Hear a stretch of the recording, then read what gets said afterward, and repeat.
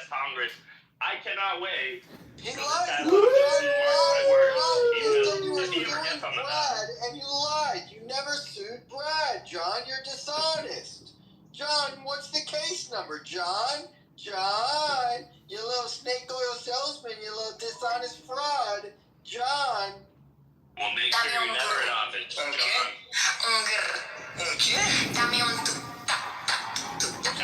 John, my friend, how dare you? Listen, Dad, I hate to tell you this, but the lawsuit is pending against Bradley down in Houston. We're waiting to serve him with the process papers. The service processor can't locate him at his job at Children's Houston's Hospital. But I want to thank you all for coming to my friend, the trash bag. He's changing into a beautiful phoenix. We're converting this room into a John Kitover fundraiser. I can't thank you all enough for coming. Free Israel from the Hamas terrorist threat now. Liberate the hostages and destroy Hamas now. So future generations of Israelis won't have to live under the threat of Islamic terrorism from the Gaza Strip. Thank you all for coming. You terrorists supporting low IQ losers. You've wasted years of your lives on this app. I've created 30,000 videos of you schmucks promoting terrorism, supporting terrorism. We've notified the FBI a total of 10 times. Kash Patel and Dan Bongino know about Clubhouse. They know about you, and they are tracking you. For one day soon, that search warrant is going to get issued, and your front door is going to get kicked in. And when they push it in, you're going to jump on Clubhouse and say, John Kitover was right. They were tracking us, and they have been listening to our terrorist promotion and terrorist supporter rooms. Fuck John Kitover. He got me arrested, and now I'm getting deported, or I'm being put in jail for 25 years for domestic terrorism, all because of candidate Congressman John. Thanks for coming, everybody. This is Jews Against Genocide, organized by our good friend, my friend, and Daniel. Thank you all for being here. God bless you all. I know some of you aren't enthusiastic about our campaign to get into the 16th district in Congress, but I want to let you know it's losers like you, the terrorist-supporting cocksuckers, who are your own worst enemy. Yeah, that's you. If you support terrorism and you support violence, you are your own worst enemy. You don't support justice. You don't support the law. You only support your grandiosity, your opinions, your lies, and your propaganda. You are the true schmucks and low IQ small schmeckle people we like to talk about. There are autistic Down syndrome facilities we could place you in if you're willing to let go of your terrorist promotion. But if you won't let go of terrorist promotion, we will just push it in, kick your door down, drag you out in cuffs, and beat you over the head with a billy club, mace you, and maybe use stun grenades on entry. Thanks for being here. This is the campaign to elect candidate Congressman John Kitover. Go to johnforcongress.com right now. I'm updating the link to our donation page. If you love listening to the roast of terrorist promoters here on Clubhouse, consider giving the campaign $1. Just $1 like the Rebbe. That's okay. Menachem Schneerson was a great guy. Only $1 needed because you know why? It's the thought, the intention behind it. Thank you all so much for coming. We can't thank you enough.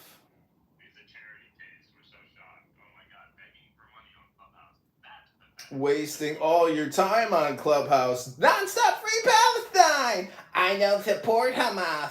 I don't support Hamas. I only completely support Hamas. That's what you like to say. I don't support Hamas. But, the Israelis, they're not entitled to security. They can't take over a bunch of terrorist territory to protect themselves. They gotta play by the international rules of law. And Netanyahu's a terrorist himself. When does it end? Oh, you know when it ends? When every single Hamasnik terrorist's head is literally disintegrated in the ground and they're being buried and the Israeli Jewish hostages are free and back home. That's when it ends, ladies and gentlemen. The poll's been updated with a campaign donation link. We're turning this into a fundraiser. Do you want to come to Chicago or not, Zach? We need you.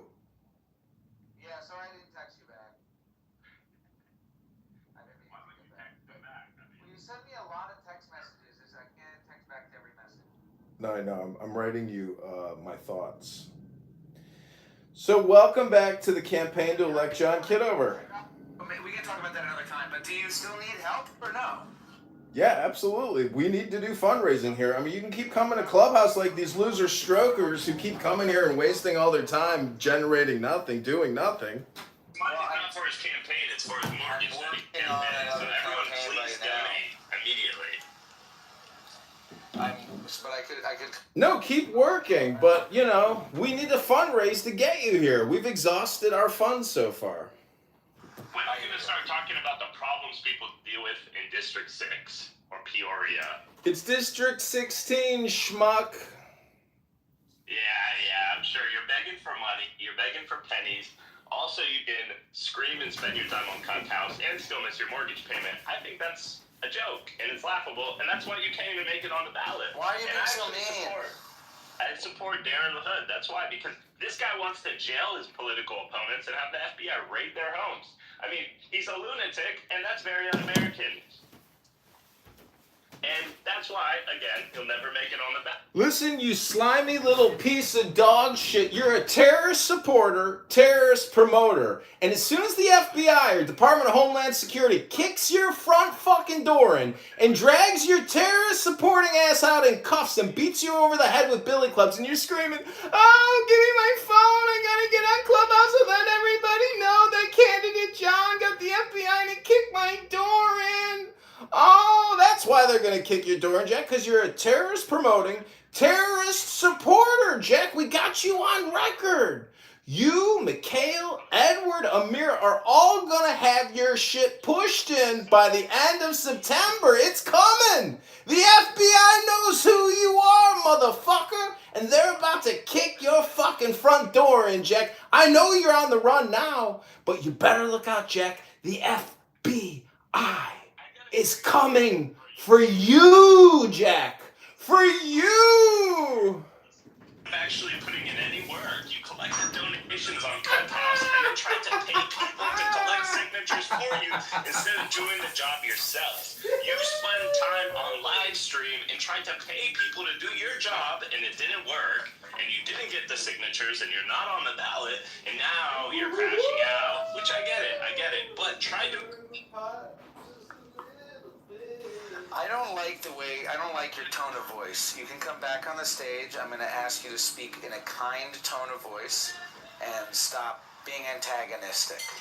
You can join my stage, but I will not allow antagonism. So please welcome back. Don't be mean to my friend John. America. I'm going to invite you to the stage and I'm going to move you into Okay, that's fair. the You didn't throw him down when he in my home, but John, I didn't know that the FBI raided you know, they didn't, but that's what he wants. But anyways, John, curious question for someone who lives in Chicago. Well, you started it. Why not do the work yourself instead of paying people? Why not go door to door? It's a genuine question. Well, that's an ignorant question. Why is that ignorant? I've done it for campaigns. And how many signatures did you collect every day? I helped Denise Barnes get elected in Anaheim, And how California. many signatures did you collect every day? Enough to get on the ballot and win. So how many did you collect? Thousands. Huh? Thousands. You collected thousands every day? No, not thousands every How day. many did Probably you 200 personally collect? a day? Yes, per day. How many I did would you say do? about 50 a day. Door knocking? Door knocking, getting doors slammed in your face, getting chewed out, talking to old people. Old people And won't were you talk to paid? anyone forever. Were you paid for your I was not time? paid a dime. This was an internship. This was free labor. And Well, old people could talk your how mouth old were all you day at the about time? nothing. How old were you at the time when you did this? Oh my God, so many questions. I was 23, 24, 23, Well, 23 years old. Well, when you get a little bit older, you here can't we do go. stuff for free anymore. So a lot of these signature collection Not for campaigns. free. My friend, I don't know why this you're is not for free. interrupting me. I can go back on mute, but all I'm going to say is that most of the signature collection campaigns in America today are supported with financial compensation for the collectors. John, have you ever gone door to Listen, you tiny dick little faggot terrorist supporting piece of shit. I'm about to blow the shofar up your ass. Here we go. Rabono Shalom.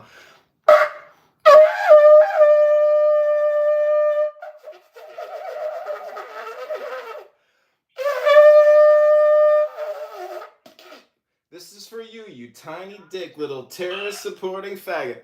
All right, audience, just to keep it consistent. John, please come back. Shoot. Continue to blow the shofar, but please don't be antagonistic. Yeah. Anyway, I think it would serve you well. Let your constituents get to know you are. Yeah, let them get to know that I report terrorist, cocksucking, faggot promoters like you, Jack. The FBI is gonna push your fucking door in with Amir and Edward and Mikhail. It's coming, Jack. I don't need to talk to you about my campaign. You need to lawyer up before the FBI kicks your fucking door in and says, "Stop what you're doing! Put your hands in the air! It's the FBI, Jack." That's what they're gonna say when they push your fucking front door in, you terrorist supporting tiny dick little faggot. We have freedom of speech in this country. I've never supported any terrorism materially or through speech, but regardless of your slander and defamation, which is fine, it's okay, it's expected actually, I'll continue spreading. It's not slander and defamation. It's recordings of you promoting terrorism, supporting terrorism, being a domestic terrorist, Jack. It's all on YouTube, live stream from phone to phone, YouTube to Clubhouse, starring you, starring Mikhail, starring Amir, starring Edward. The FBI, Jack. That's what they say when they kick your door and they say, hands up! It's the FBI, Jack. That's what you're going to hear before you get wonked over the head with a billy club and the handcuffs get put on and they drag you out by your fucking hair, Jack. It's not polite. They drag you out by your fucking hair. And you're going to be screaming, "Wait, pass me my phone, quick, I got to get on Clubhouse. I got to get on the app and let everybody know what candidate John did to us. He recorded us for years promoting terrorism. He recorded us for years supporting terrorism."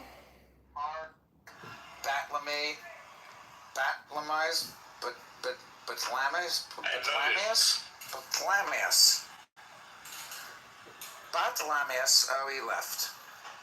Bartolamius, please vote. He's gone. We should do a poll if we think John's gonna win. I want to see how many people are deluded.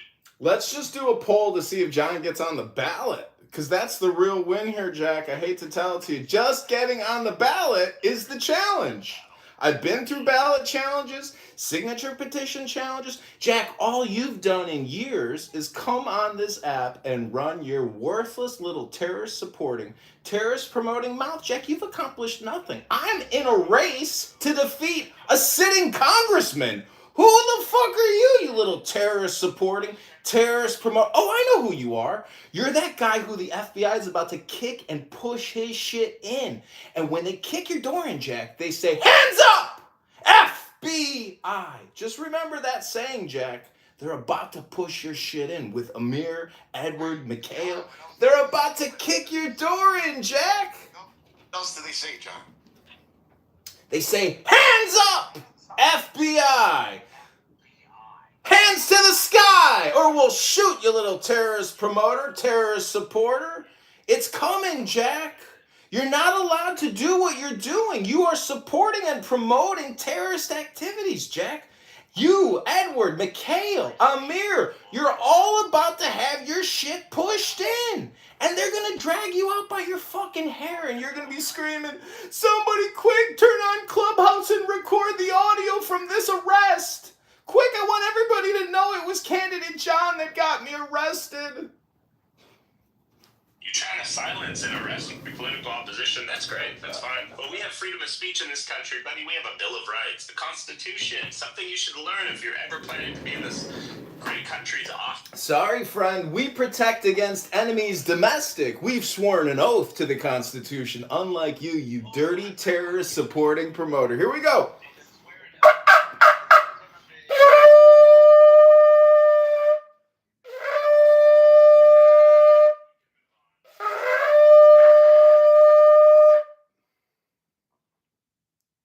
Yeah, we can move on to something more like was fascinating, and I can't wait to kind of catch up on this. I just saw like a tweet. Where is it from Ursula von der Leyen, what is she? The head of the EU, whatever. So she writes, "We will set up a Palestine donor group because any future Palestinian state must be viable also from an economic point of view. And we Europeans will set up a dedicated instrument for Gaza reconstruction. Gaza must be rebuilt." I want to hear from Ash. She ran the other day when I asked her, give me 5 examples on how Donald Trump is ruining North America. She ran. She's here now. Ira? No, unless your name's Ash. Wait, Ash. Daniel, who was it who tweeted that? Sorry. I missed that. Ursula von der Leyen. You know who that is? Yeah. Wait, is she the lady who leads the She's the EU Commission president. Yeah, so I've heard of this. So this has to do something with Donald Trump's latest proposal. That this is kind of like the beginning stages. He proposed to the Arab states and Pakistan and. The Donald Trump proposal? My name is Jack. I live in a delusion. What they're basically. Of the Arabs, there was also an Arab conference that they have like the Gaza after, and it's kind of like the same idea basically. Essentially, yeah. It's basically saying like, disarm Hamas, kick them out. Basically, there will be no Hamas in Gaza. Rebuild. But Hold on. yeah. Point 1. Who's doing this? Because I now read also that Macron wants to international force to disarm Hamas, which I think is amazing. Like loving it. I don't see this is happening. Like now, like French people and British people will now go into Gaza and fight Hamas. I really don't see those. Daniel, I believe, if I'm not wrong, Hamas actually said, in terms of not being part of any future governance, they said that they would agree to that as long as a Palestinian independent technocrat. We're talking about 2 different things. And then, wait, let me finish. And then the disarmament, I believe, if I'm not mistaken, they said they would even leave. I could be wrong about that. Their leaders, some of the leaders did say that they are willing to basically, they have no problem with exile. At least some of them. At least the one that is, I forgot his name, the one that was head of the Gaza division, the one that is now the head of the Hamas in Gaza because all the others are dead, the bald guy, if you know what he would have. So he basically said that he's willing to exile. I don't know about everybody. And again, if the resistance stays and someone else takes over and those people just kind of escape judgment from their own people, then it doesn't help. You need to kind of disarm. The Indonesians, because they're asking for governments to send some international force along potentially with the PA, but definitely international force. And I think the Indonesians said they would send troops to kind of take care of this, help secure Gaza, like in terms of security and, for both security for Israel and the Palestinians. And I think overall, if this does go through, right, like, because this is just a proposal, if it does go through, I honestly believe Hamas kind of won in so many ways here. Like They won the genocide? I'm interested to know how did they win. so like it would. He's trying to positively reframe a loser's position where everyone's been obliterated and the entire way of life has been completely destroyed.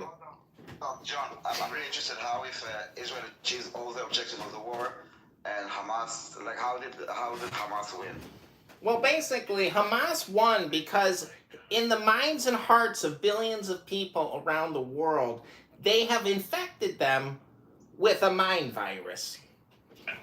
They would basically consider it a win because, of course, anytime, and their framing of it is like you're fighting for justice or freedom or whatever you're going to say, there's going to be sacrifice. And they'll say everyone who died, in Gaza was basically sacrificed for this. And this being that, Gaza will be run by a Palestinian governance. People are not ethnically cleansed, and this will never happen in Gaza again. Basically, this war, these tit for tats, basically every year, other year, this launching of rockets from Gaza to Israel and Israel destroying parts of Gaza. That kind of battle would kind of... Wait, almost done. No, it's weird, you say? Okay. Just almost... I'll wrap it up right here. But essentially, the siege of Gaza would basically be over, and people in Gaza going forward, it would be rebuilt for a different life, right? So and you're saying that's kind of the win right there. No, listen. It would lead to some solution. I salute you for the flexibility. Okay, the threat was Hamas, okay? The reason that Gaza was blockaded and got bombed was Hamas. The reason that the war is happening is because Hamas. And then Hamas is removed and the threat is gone, and now Hamas is the winner by basically being removed. I mean, you don't need all this proposal. I mean, that's the fun. I really salute you. This could have been achieved any day from 2005 and until this will happen after Gaza will rebuild, I don't know, in a decade or two, at any moment if Hamas will just lay down their arms. But it's a win because we wanted to ethnically cleanse and we wanted to genocide, and our plans didn't work out. No, dude, those accusations from day one, you knew that this was not true. It's not true. It was in your ecosystem, and now you are flipping it. You're accused of something that didn't happen, and now you're trying to kind of show it as a win that the thing that you're accused of us didn't manage, while the objective of the war, both of them will be achieved, a total win. Hamas will be defeated, demilitarized and gone, total win. But yeah, you know what? Wait, I have a point of clarification. I understand you have this problem with pride or with reality or with fact, but you know what? Clarification. If this is a win for Hamas, they should have said so. Really, we would have. I would have personally handed out on a silver plate years ago. Daniel, just a second. Point of clarification. When I say what I just said, I'm seeing this as a perspective of what I've been hearing from Hamas supporters and what their end goal was. Some of the things That's you, dummy. You're a Hamas supporter, a terrorist promoter, a terrorist supporter. Hold up. Fucked up what I was thinking about. So basically, essentially, those wins, some of those were part of the things that Hamas supporters have been saying would be the end goal of this battle. And in their worldview, of course, they believe Israel, had a grander plan of eventually ethnically cleansing in this war against Zionism, versus anti-Zionism, but... what is this, fucking Star Wars or the movie Doom? They're fighting terrorists to the death because they're suicidal terrorists willing to die in the process to prove a point because they're brainwashed and stupid like you, Jack. John, please. I had something I was gonna... Bev lips list off 5 people in the room that are dumb, yet she's here listening. What does that make you, Bev? What does that make you? You fucking... Who's Bev? douchebag. Bev and Ash, they're fucking sick, demonic people. Saying that everybody's dumb. Cyrus a simp, saying that she's intelligent. She's a great mother. He doesn't even know these fucking people. Daniel, I was... You guys who are fighting in the chat are so fucking weird. Hamas is a win, and I said that Hamas is a win. It will not be a win. It could have had... there was a problem. And if we achieve our goals, and that it's not a win, but if this is what they want to tell themselves in their made-up world of fact, then enjoy the win. I would have delivered it. This is basically a summary of... You see, my friend, you can still win in the chat, even though if you can't win in the audio version. There's still communication happening in the chat. And don't forget, everybody, Jack here, Amir, Edward, Mikhail, they're all getting their front doors pushed in by the FBI because they're terrorist promoters, terrorist supporters.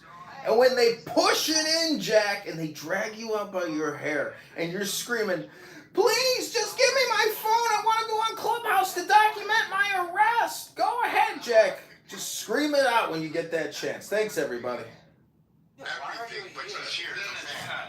Are be dangerous.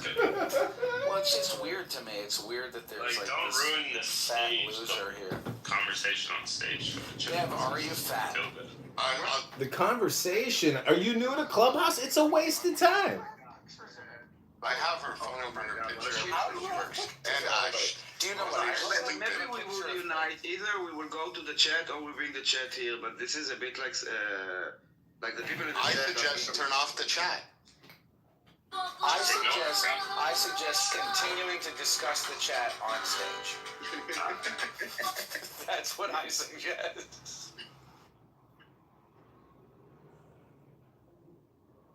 I suggest we do a poll. We had a poll. We have a poll going. Vote in the poll. Listen, they recently gave a poll to over 1.2 million Palestinians, and they said, would you rather see Hamas defeated and in exile and obliterated from your lives forever, or would you continue that they want to fight the war to the death? 99.9% of Palestinians said, Hamas, But not Jack. I'd like to invite Bev to the stage. Page Bev B. User has already been invited to this room. She won't come. Neither will Ash. They won't It's come. very weird behavior. Why would you Because they're let you on fans. Clubhouse? They're losers. What is the point? Ash has gone. Yeah. Now, next is I also want to say APAC just upped their donation from 10,000 to 30,000. Thanks, Dr. Schwartzman. Zionists love Thanks, Dr. silencing Schwartzman. people. I'm literally begging her to join the stage. I'm begging her to join the stage. Please join the stage. Who I will also invite, so she doesn't feel like she's Bev. with them. Bev. Yeah, make me a mod. Let me invite her too. Well, I would make you a mod, but you were playing music earlier. It was very Well, I was trying to shut Jack up while the infomercial was going on about the FBI. You can play music, but only if it's Bob Marley or Modest Yahoo. All right. What about Or Zach Diller. You can play Zach Diller. You don't like Shlomo Karlbach?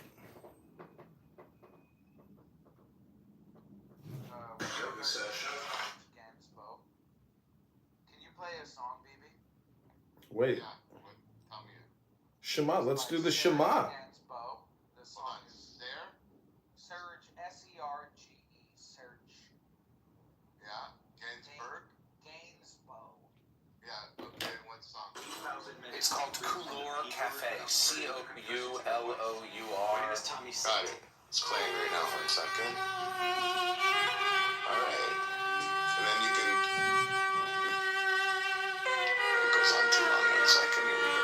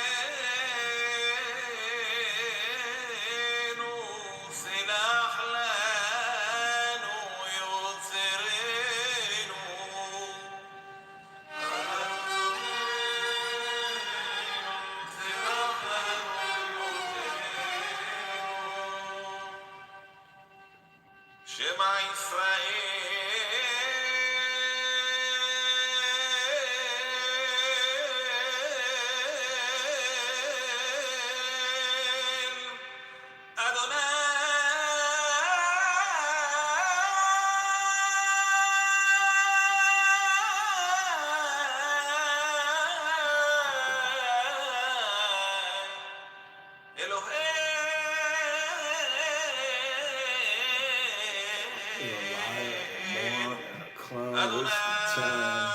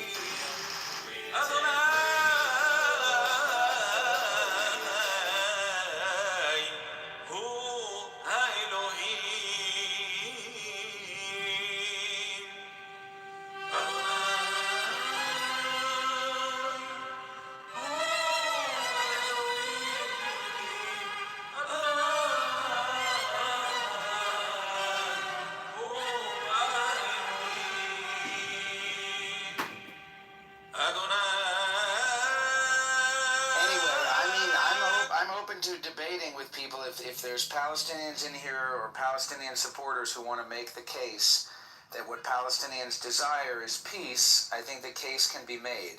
If you're in the chat and you're saying free Palestine all day, you're welcome to join the stage and make the case that all the Palestinians want is peace. And you can try to argue and get me to see the truth, which is that all the Palestinians want is peace. I don't believe that's true, and I think that people who are talking about that are stupid. I think that Bev is a stupid person. So I don't know. I mean, I guess we can just have trolls in the chat and we can just listen to music. But I think it's weird when the trolls in the chat are saying that we don't want them to speak or that we're silencing them or something like that. Grace is always talking about hate, like her people aren't the ones murdering children. So the notion that Israel is murdering children is a lie. The only people who say that are stupid, hateful people. And Grace You guys doesn't do hate. silence people. And Grace That's doesn't a ever stupid use thing that to word. say. I think, Bev, you're a stupid idiot. You've asked her to You've come on sitting in the stage chat. like 20 times. How are we silencing Yeah, her? she's saying, but so she's just lying. I mean, these people just lie. I think that it's really important to just say, anybody who's saying, I just saw a video today of Palestine, and there's children in the streets, full of children in the street, and they're dropping leaflets on the children, warning them, hey, remember, we're having a war against your parents, the Hamas fighters, so be careful. Last time I was here, BB invited me on stage thinking he was going to bully me. He got outsmarted and then I got gulagged. Well, I'm much smarter than BB. No offense. Just joking. But I mean, try it again. Feel free to try it again. BB is a different person. BB is my friend who is a moderator currently. my friend. See, my friend, I can do this. Zach, don't you know that this debate won't create peace? Only Torah, only Tanya, only pre-programmed wisdom. There's no programming wisdom coming out of these debates. I hate to break the bad news for you. Do you got 60 seconds for Tanya? Only wisdom creates peace.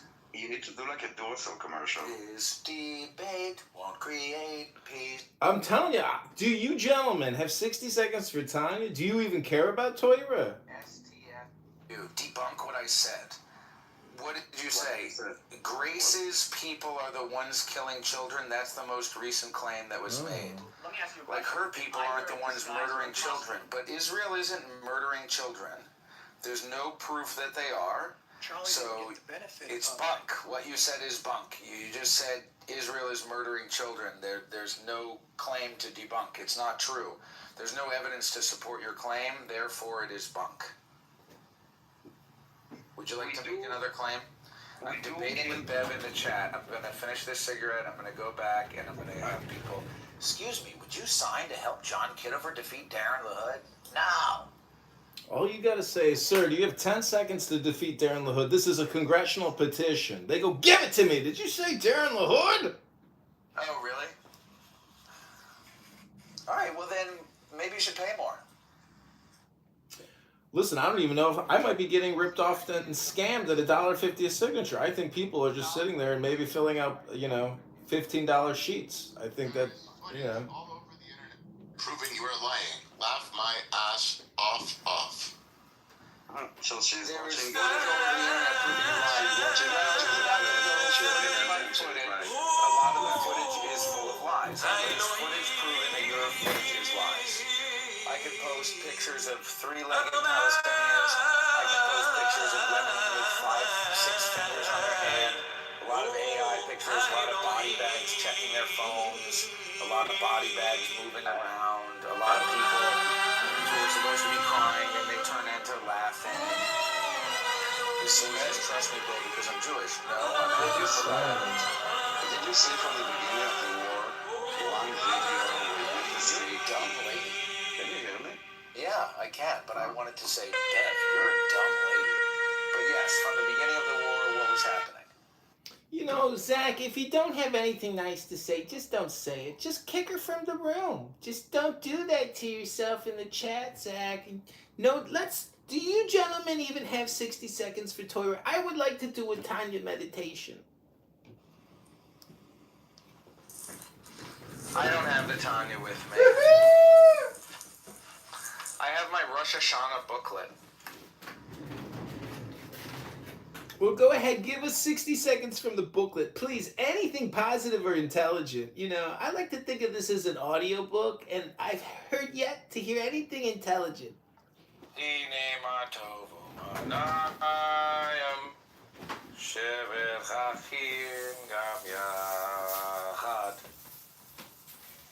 How's that? Ahad. Ahad.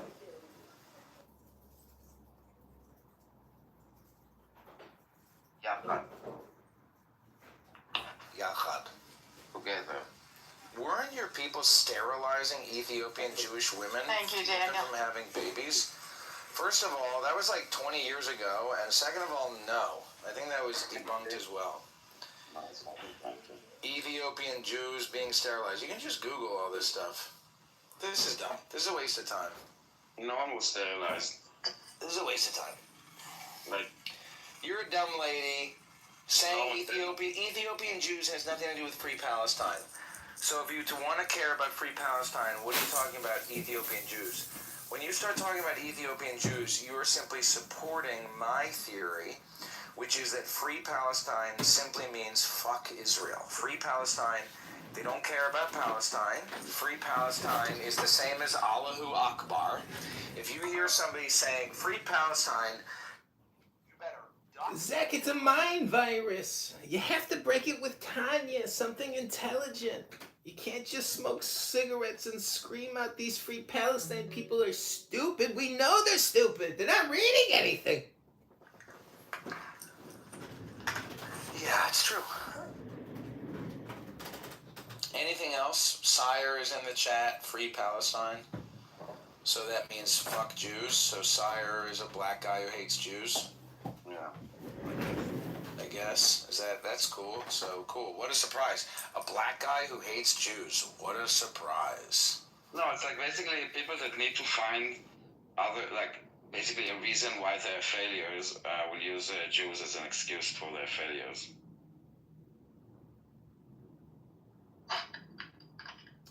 Listen, do you gentlemen have 60 seconds for Tanya? Pick a number 1 through 50. This is going to be the last thing I say to the room. Oh, dear God. Here we go. Free Mangione, too, while we're at it. Just another LGBTQ rainbow liquor. Hey, gentlemen, do you have 60 seconds for Torah, Tanya? I'd like to make a positive contribution to the room. Yeah, free Luigi Mangione. And also, I do invite Bev onto stage. She said she didn't want to debate the other people because she has doesn't have mob powers and is afraid of being gulag. So she's always available to debate me. First of all, about the Ethiopian Jewish women, they were not sterilized. They were given birth control that was active for 3 to 6 months, and because they're in refugee camps and. Oh, Jesus, gentlemen.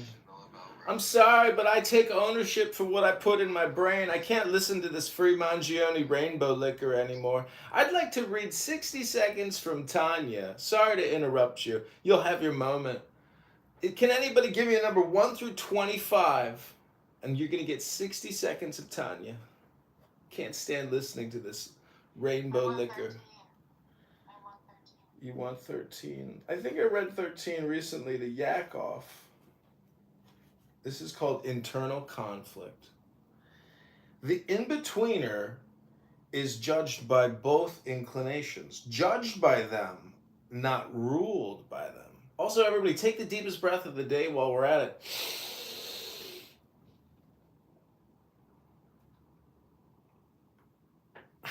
The in-betweener listens to the claims of both inclinations and judges between them.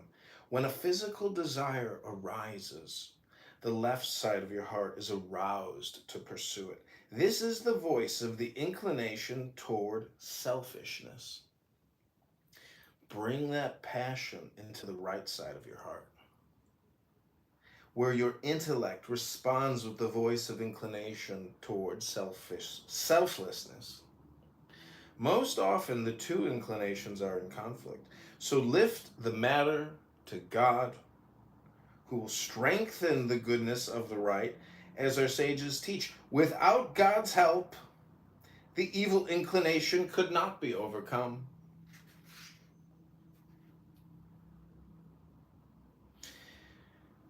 Since everyone has both good and evil inclinations, there is no sense in being judged by them, but only by how you handle them. The in-betweener lifts the competition to God. This is what is meant by the teaching, I set before you life and death, blessing and curse. Therefore choose life that you may live. If the word therefore is a command from God telling us which to choose, then there is in fact no choice at all. Choose life should not be read as a command, but rather as a consequence. Torah and Tanya are saying that if you clearly see that the right side speaks for life and the left side speaks for death, you will naturally choose life. The real choice is not between life and death, but between seeing and not seeing.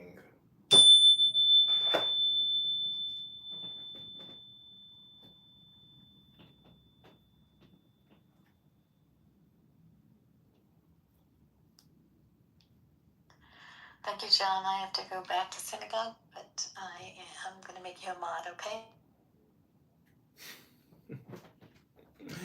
Bye-bye.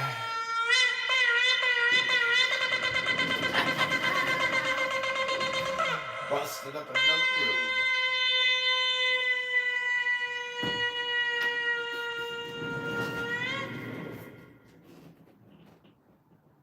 Lived in a time where there You may want to consider adding magnesium L-threonate to your routine. Unlike other forms of magnesium, I'll give you $100 right now if you can prove it wrong. Sir. Prove you wrong on what point specifically? There's a lot of wrong points. Okay, so let's start with this one. Two Martins? Let's start with this one. Listen, happy Rosh Hashanah, everybody. Shavua Tov. Geh kachen lichtig in dein Augen and fush da Reboinai Shaloilaim. I hope this blast from my shofar helps eliminate the mind virus and the chillism syndicate of loser low IQ people who can't give it up. It's the worst toxic community.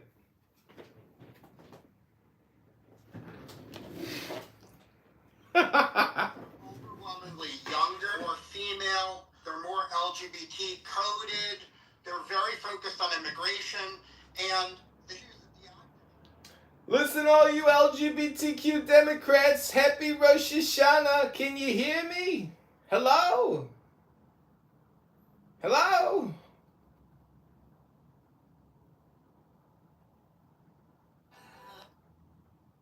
fucking knock on his shoulder, we're gonna quit. And That is not what happened, Bart. That is Hello? not what happened. Wait, let him finish. Hold on, what do you say? Sorry, but that's just a... Okay, so I'm gonna land my plane. The Hello? majority of Democratic Party voters are working class. They have working class considerations. Whereas the activists in the party, they're not evil, but the activists Call have him a gypsy, more like a- educated backgrounds. The activists demand things like trans surgery, women and girls sports, actual open borders. I'm not Or criticizing unless the activists. I'm not saying the something activists in happened the on- party are evil, but they're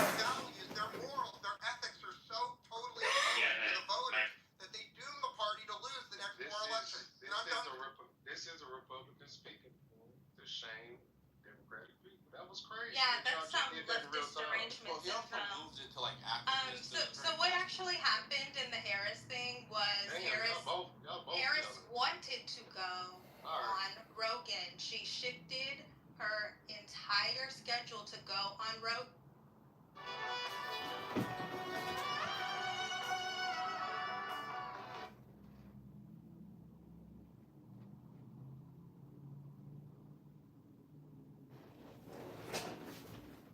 So that was politically correct. They just kicked me from the room.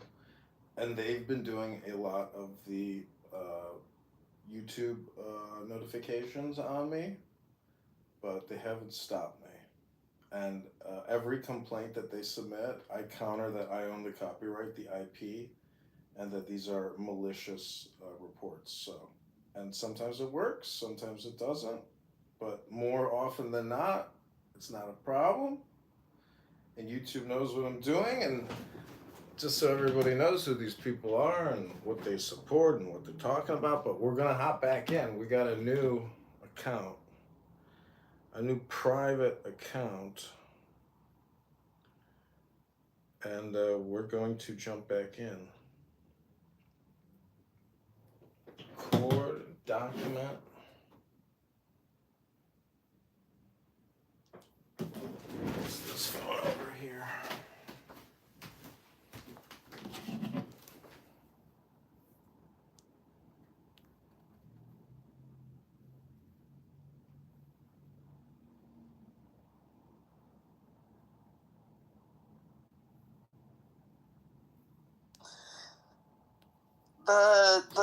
The people, the popular movements, whatever, of the right, they don't go against them. They don't correct them. They don't, if anything, they rile them up. They say, yes, that and more, Trump, I'm going to be your retribution, right? That kind of thing. And then it feels like on the left, they're always trying to moderate people. So, like, I don't know, let's say, like, on the Gaza issue or whatever, it's like, it's a more moderating response. It's like, yes, we hear you, valid, and also, we need to think about this, and there's this consideration, and da-da-da. So you know what I'm saying? So it's like the right is like, helping them start their fires on their side, and the Democrats are like trying to put out the fires that the left is starting. You know what I'm saying? Yeah, and I think it's a miscalculation on the side of the left, because typically you want to leverage fervor on your party, not constantly cool it down. Like, I think Democrats are afraid of their base in a lot of ways, because, they'll lose good jobs. They'll lose good jobs. That's what happens. Republicans, they don't even care if you assassinate their leaders. They'll be like, yo, we'll just turn it into, like, a issue to further chin up the base. It'll all be red meat. Like, they don't give a shit, because, like, the thing that they want is, like, they have a clear vision of the future. They want an all-white, Christian, heteronormative state. And they are willing to make sacrifices in service to that end. Democrats are not, they don't have the same vision for the world that they want. Democratic leaders, quite frankly, are fine with things as they are. They are not a party of change. They do not have a clear-eyed vision towards a shared goal. And until they're able to articulate one that is agreed upon by the electorate, they will always be able to be taken advantage by any crazy who at least has like a real vision for the future. And that's what Republicans are. They're crazy people that know exactly what they want, which is literally, like, by definition, the American way. Nobody cares how you suck a dick, son. And so, you don't want to have to pay for your doing the things that appeal to Americans, because we think risks are scary. But that's just how we move as a party. It's not working. But we'll see. These midterms, everybody, these midterms are going to be gangbusters. We're going to do it all. And the thing is that whatever these, popular movements are on the left, there is often a backlash to them. And the fact that Democrats were maybe trying to be a moderating voice to those movements, they never really get credit for that with the voters, right? Like, the backlash is going to happen against, anyone on the left, whether they were protesting for Gaza, or they were the ones that weren't pushing for humanitarian aid to go in, or whatever. Like, they all get painted with a broad brush. like by the voters, and that backlash comes to all of them. So I don't really see what the win is for Democrats to be this moderating, like they're already going to suffer the backlash of it anyway. And they also don't get the benefit of, they have tampened down the enthusiasm to vote for them on the left, and they haven't lessened the backlash that they're going to get from everyone else. You know what I'm saying? Yeah, okay. So I think we think of the Democratic Party as like one big, beautiful, sorry. I have that in my mind because Trump has moved away from one big, beautiful bill. Anyways, this is a really big country, and every district or state or whatever that a Democrat represents is not progressive. I think that we're gonna have to better understand that there are places where the Mamdani thing is not gonna work. And somehow, because we talk about elections primarily in a national way, there's no room for like the nuance, right? Like, there's no room for understanding that Marie Gluesenkamp Perez in Washington State is going to have to do something different than, I don't know, who's super progressive, Pramila Jayapal, you know? Yeah, but that happens. But literally, the Republicans are doing exactly what you just said we can't do. I think what you're saying makes total sense. Is at a local election, you might have to run it a little bit different, but Natty, these are the 4 or 5 things we're going to stick to, and this is all we're going to talk about. We can't talk about every single thing. Like, honestly, I know multiple people came off mute when Bart was talking, which I'm confused because he was Homer a second ago. But honestly, the things he was talking about were things that people in round circles that I was around, that's what people were talking about. And people were like, man, I'm like, really? You know, I have these values matched up to what the Democratic Party is doing right now. I disagree on this point. So there has to be a point where we look at the fact that what the Republican machine is, they literally are bringing together hardcore racists, and evangelicals who are very similar, by the way. But the bottom line is, we have to look at that and go, wait a minute, why is that working? Oh, because at the highest level, they're picking, these are the major things we're going to work on. They acted like Project 2025 didn't even exist during the election. And I was in this room screaming that it did exist and that it's coming, and then now they're putting it in place. But truth be told, during the election, they pushed that aside because they wanted to win. At some point, the Democratic Party should be like, okay, let's focus on voters' rights. That's one. Let's focus on education. Let's focus on healthcare. Let's focus on racism. Those 4 should be good. Yeah. You know, as a party, maybe we shouldn't bring up reparations because we're not in agreement. Maybe as a party we shouldn't bring up transports because we're not in agreement. Maybe as a party we shouldn't bring up these things because the party is not in agreement on a lot of things. But Trump did that. No, so the unifying force, right? The person who is able to make all of these conflicting ideas and ideals cohere to voters, right? Like, and become a point of rallying was the person of Trump. Like, that's why I think we're gonna need a remarkable candidate, and then all of our hopes and dreams get funneled into the candidate, and then they say this is the positive vision for the future of America, and we all buy in, and we live happily ever after in a severely diminished democracy. So why did Al Gore lose? The Brooks Brothers riot. No new taxes.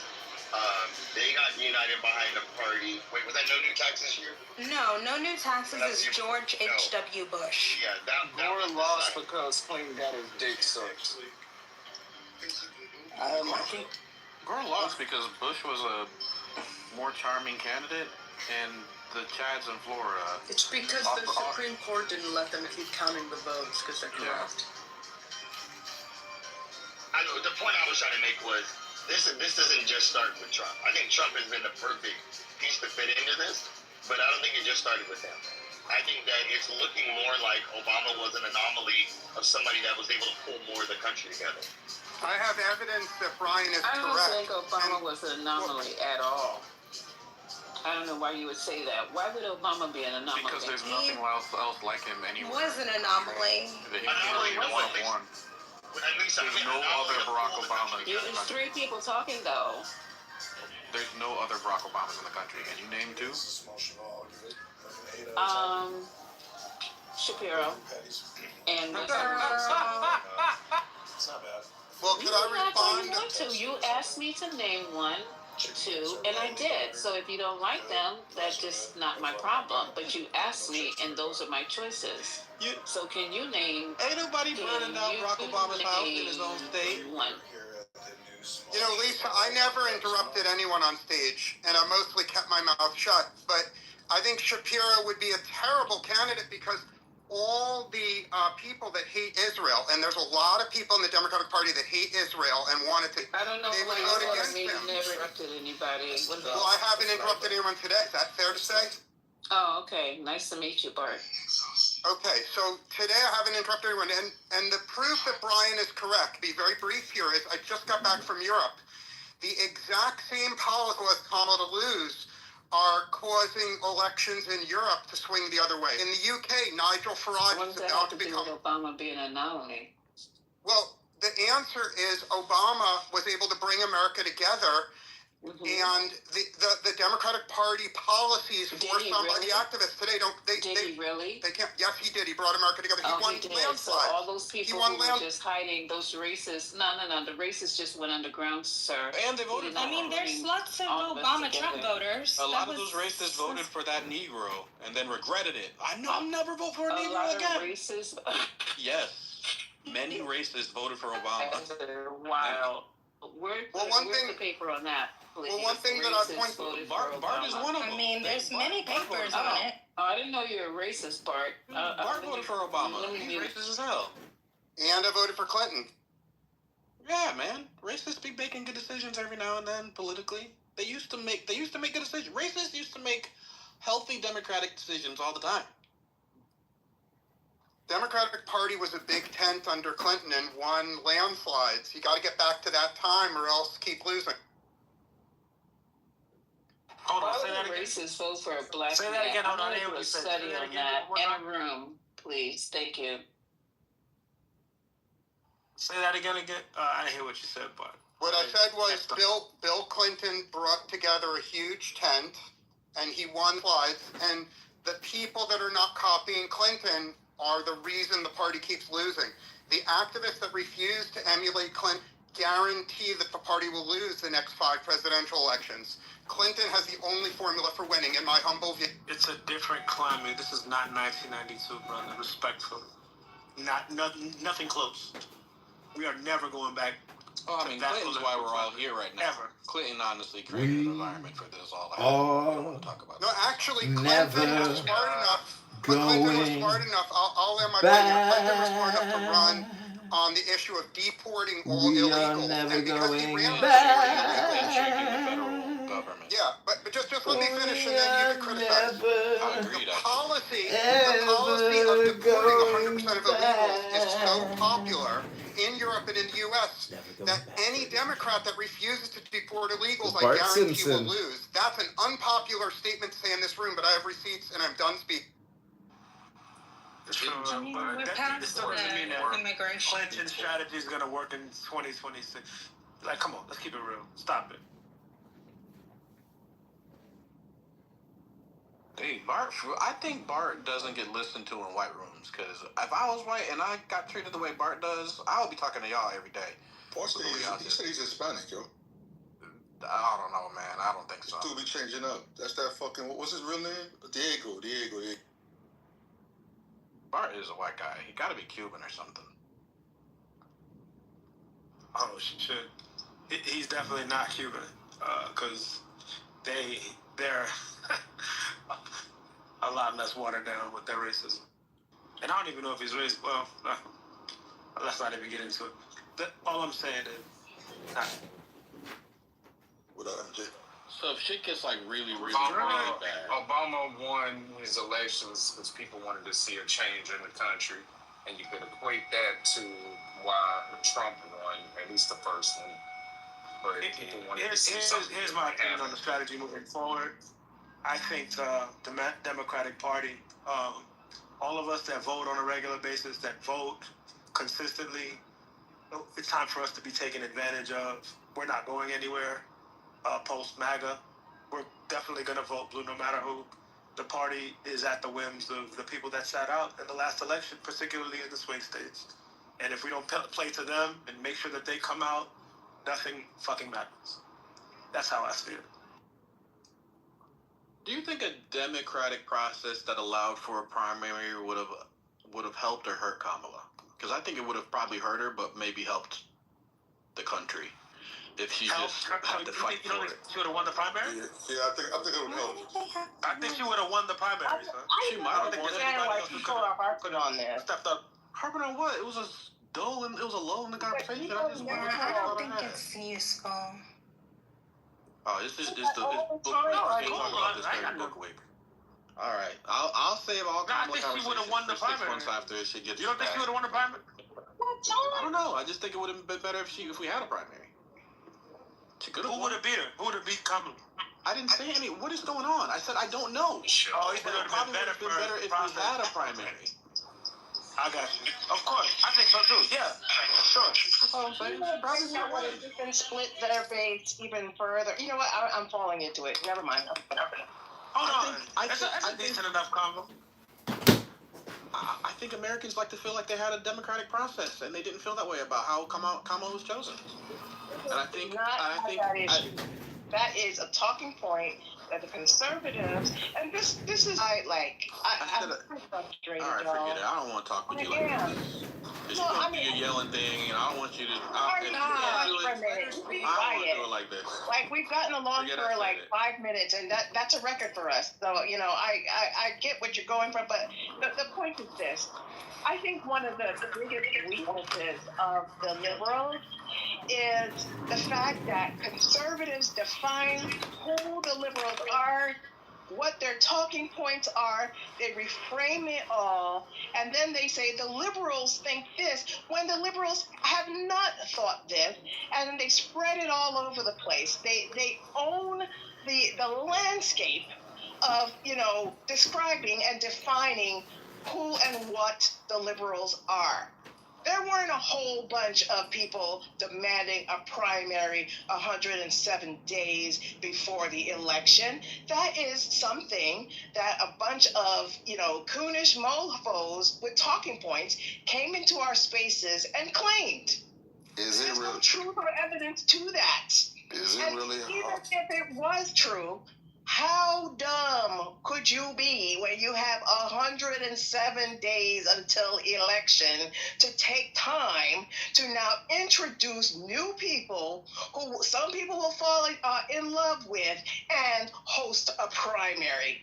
I mean, it's just stupid on its face, and it just really annoys the heck out of me to hear that thrown up over and over again. Do you think that the Republicans give a damn about traditions and political mores and all of that shit? You don't want to do it, but you gave me a TED talk. You can't do this. We gotta both agree not to do it. Look, I ain't talking to you, Artie. Nobody cares for you, Artie. Right. I'm just saying what I think. Okay. I'm the leader of this group. I'm the singer. I got runs. What the fuck is going on? I go up, down. I got range. All right, is it hard to say that Biden just should have said it out, and maybe that was the problem?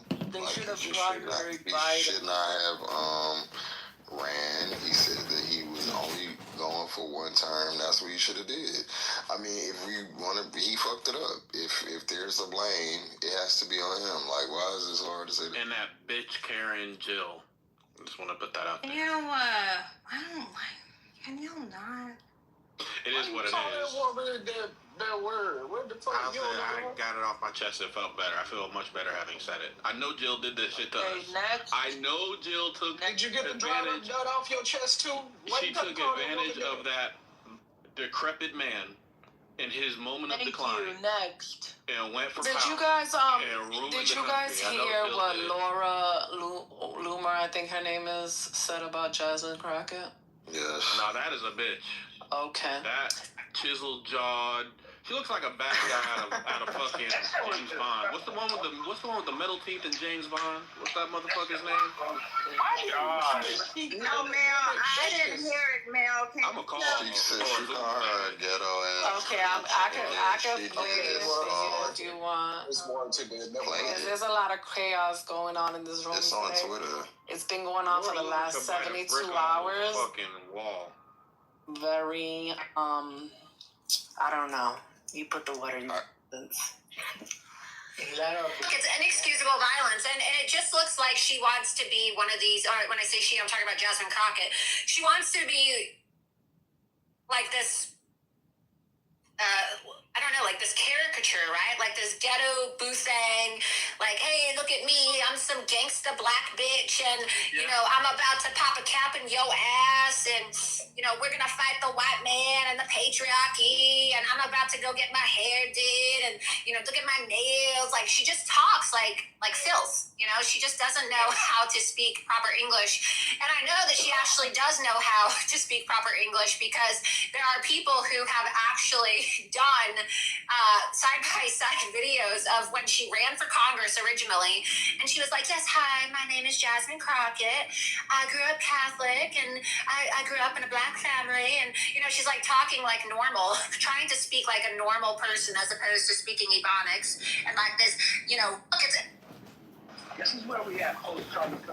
It's important to psychoanalyze this, though. When Republicans talk like this, they're literally telling you they're intimidated by black AAV, by black voices. Like, they know if you speak white, if you sound whiter, you're less dangerous.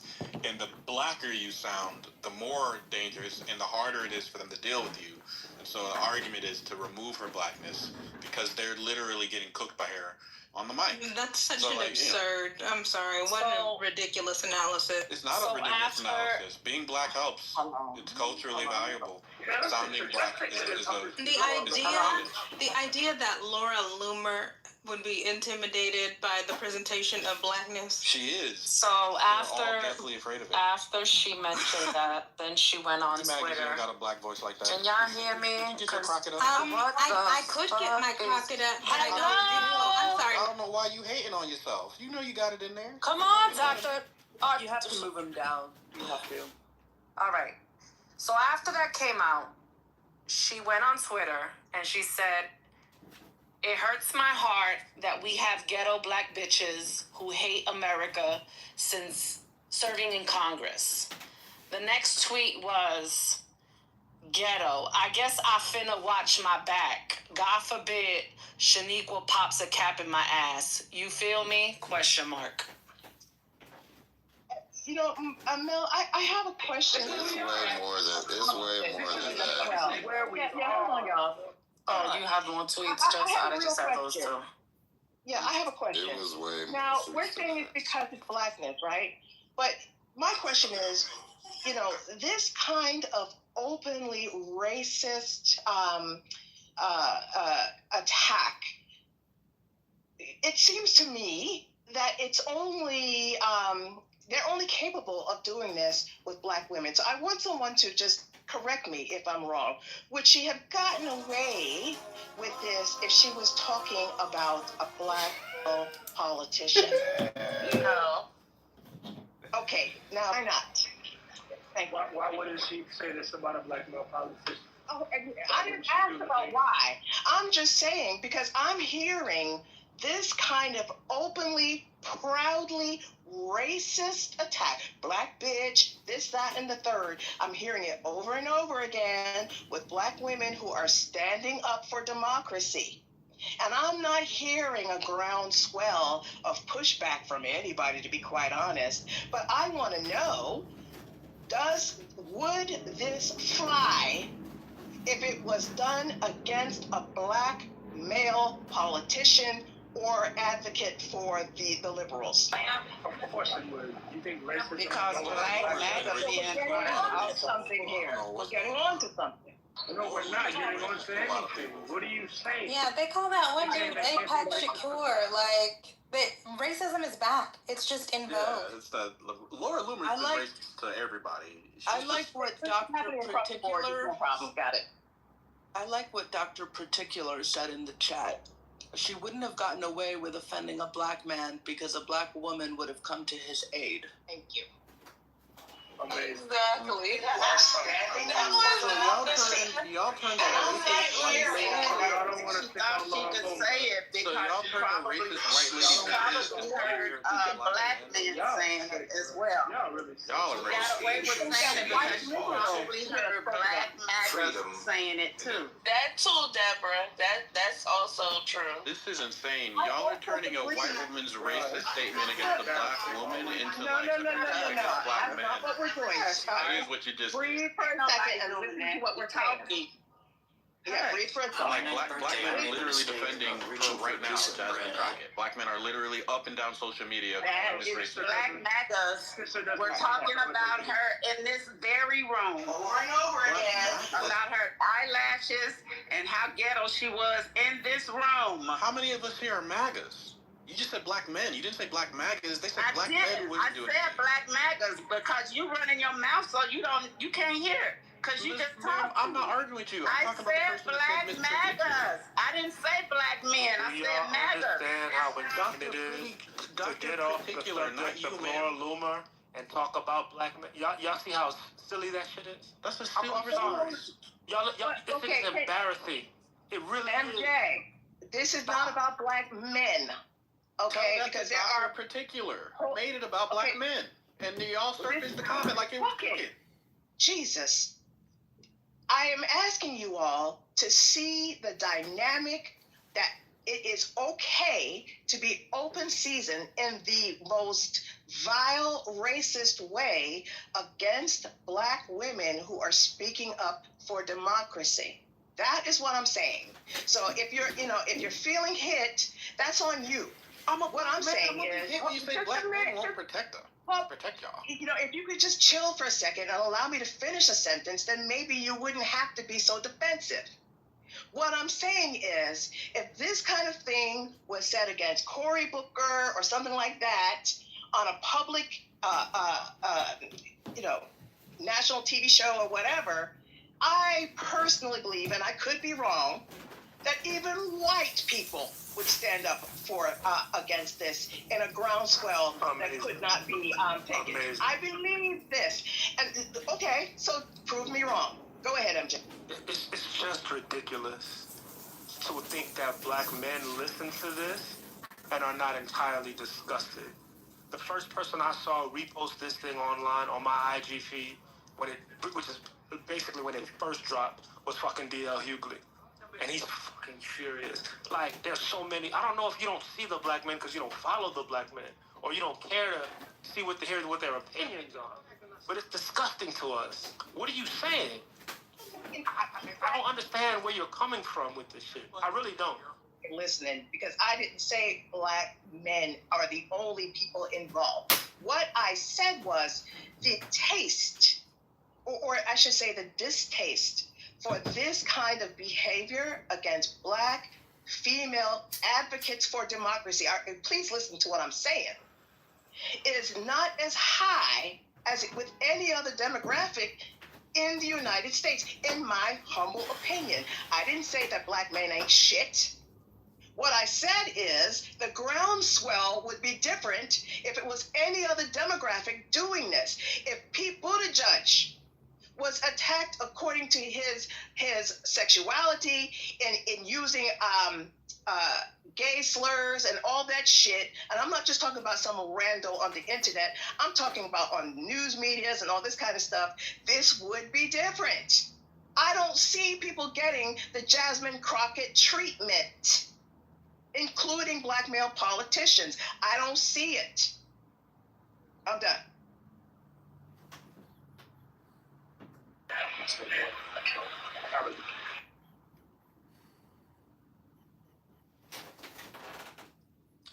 I do agree with Sister that there is a particularly nasty ire directed towards black women electeds.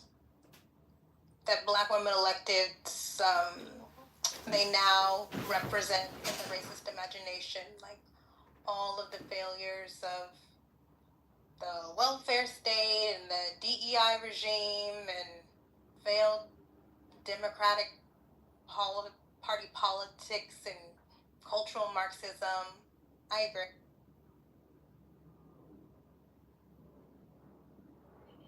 I happen to think that there's a difference in mindset between a black man and a black MAGA male. And I know specifically that I heard black MAGAs calling her ghetto. Rabbonum Shalom. Anthony. I have a room open right now called Black I don't remember Trent Americans, saying it, but they Liberals, and Democrats. And we're listening to black women talk shit about black maggots. not black men. Black. They're in the Matrix, though. You want me to start your room out with 60 seconds of Tanya? I mean, there are Pick a number 1 through 50. Black women MAGAs, but we don't really have to. I mean, 7? it doesn't have to be a horrible off. I think it was just Okay, this is your number 7 from the Alter Rebbe. Take the deepest breath of the day. Hold it for 10 seconds. This is called using the body for good. Physical desire is necessarily selfish. Seeing the body as an end in itself, rather than a means of divine service. Yet even physical desire contains a spark of holiness. And because this is so, physical desire, while rarely self-transcending, can sometimes be steeped in compassion and goodness. For example, eating a meal of fat beef and spiced wine is a neutral act, but if done to make your mind more receptive to the teachings of Torah or to honor the Sabbath and festivals, your intention to serve God elevates the act and all involved in it, in its service to God, because everything is a part of God. Everything can be used in the service of godliness. The Talmudic sage Rava claimed that drinking wine made him more receptive to discovering the inner meanings of Torah. Love it. Thank you, John. Oh wait, it's not finished. The same can be said of humor. If a joke is told to sharpen the mind and to uplift the heart, it is in service to God. This is what is meant when we say an action is permitted. It is permitted because it releases the self from the bonds of selfishness. Rava was said to punctuate his Torah lessons with humor. Mutar, permitted or released, a rabbinic category of permitted actions, because mutar means both permitted and released. The Alter Rebbe sees the second meaning as the rationale behind the first. Permitted, released. The in-betweener is not an ascetic. The pleasures of the body are not denied to you. On the contrary, they are there for you to hollow. For example, if eating and drinking are done solely to please the self, their full potential is not realized. When you eat and drink to sustain your life so that you can be of service to God and others, then the act of eating and drinking is hallowed. This is why permitted actions are called mutar, those deeds that release the narrow self into the greater reality of God and godliness. They are not simply permitted, but have the potential to unchain you from the constrictive illusion that you and the world you inhabit are separated from God and the universe as a whole. Amen. Amen. Amen. really call the FBI?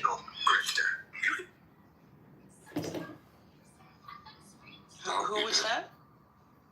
He's just a white man on Instagram. Nick, I think that's Nick Fuentes. Is it? No. Is it Nick Fuentes? No. Oh, okay. No. You can get angry at me if you want. You can pretend. Yeah, he does have some YouTube. He has a YouTube. I'll put the link in the chat. He's definitely the business. I mean, it can be both, right? That she's both a grifter and grieving widow? Yeah, I mean, Erica, there's something about that kind of evangelicalism that is very familiar to me. There is a performance aspect of it.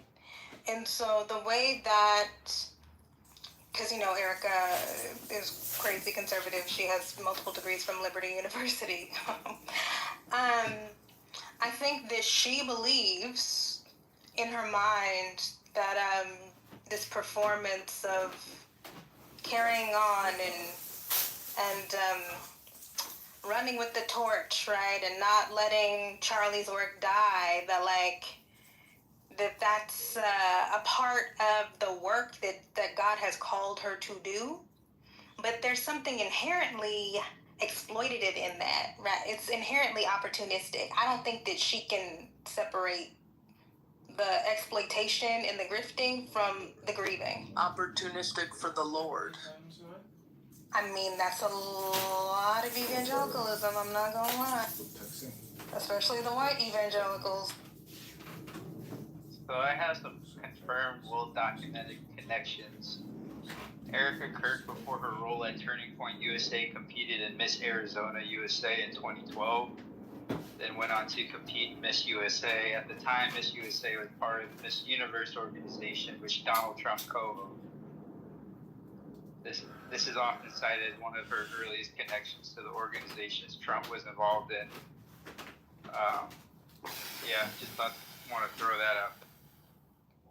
But that is a plus for her base, though. And so, Over and over again, even though with what you're black saying women is who are true, and you know standing. how, that looks to people who have sense, the MAGAs actually think that makes her qualified in some way to lead. I know what I'm saying sounds crazy, but I've heard them say this quite a few times over the course of this past week.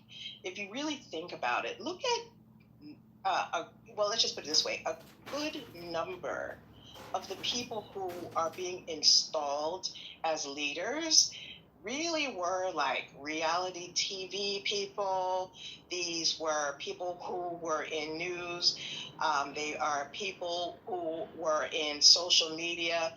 These are people who are very good at reading from a script and saying what they have to say.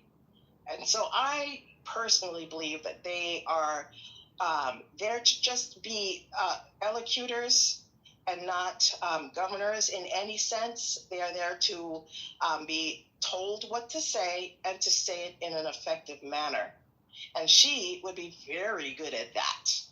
And so even though we know that she, what she is and how she is, we have to remember what her task is going to be. So instead of fighting what she says, we should discredit the liar. And what do I mean by that? We need to start using their own sexism against her. And I know that's dirty, and I know that's against a whole lot of people's morals, but they have no problem doing the same in different ways to the left. So if women are supposed to be in the home, if they're supposed to be submissive, if they're not supposed to lead men, then we need to be bringing that up to their base who actually believes that shit. But if we treat her with the respect and dignity that pretty much everybody deserves, I hate to say it, but, we're just going to end up, having a new Corazon Aquino for the fascists in the USA. She's going to put on that black veil of mourning, and she's going to wrap it around our faces and choke us with it if we don't actually take the gloves off and go after that woman. I'm just... Okay. I'm just gonna co-sign. Okay. That's Agreed. all. Because I don't fucking like these people. These white fake Christian evangelicals are the biggest threat to every marginalized population in America and the entire world. Full stop. That's it. They are violent, destructive, they're liars, they're anti-democracy, they're fascist, authoritarians, every single one of them. And I suppose a few are good people. Yeah, they'll settle for nothing less than domination, and that's their worldview and their most deeply held belief, right? Is that Christ should be the head of everything, and that anything that is not under the dominion of Christ, as they define him, is, Babylon, is evil, is wicked, and that it's God's will that he should rule over everything. And that's why they're here on earth, is to make sure that happens.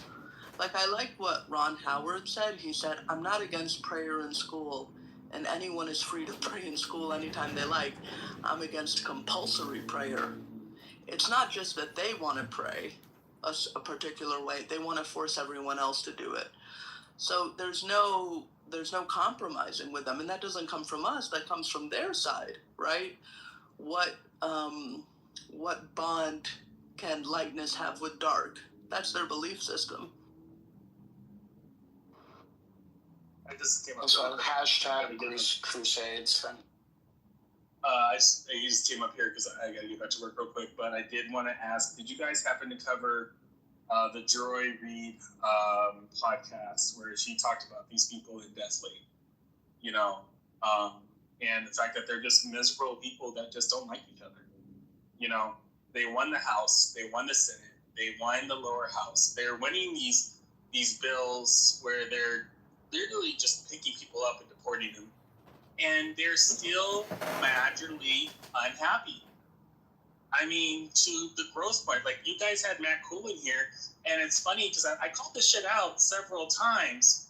These people don't like each other. They want to come to the cookout, and they can't. Because they want them to force them, to your point, Malik, they want to force their little, their Christian beliefs down our fucking throat. But at the end of the day, because, we don't accept it, they're unhappy.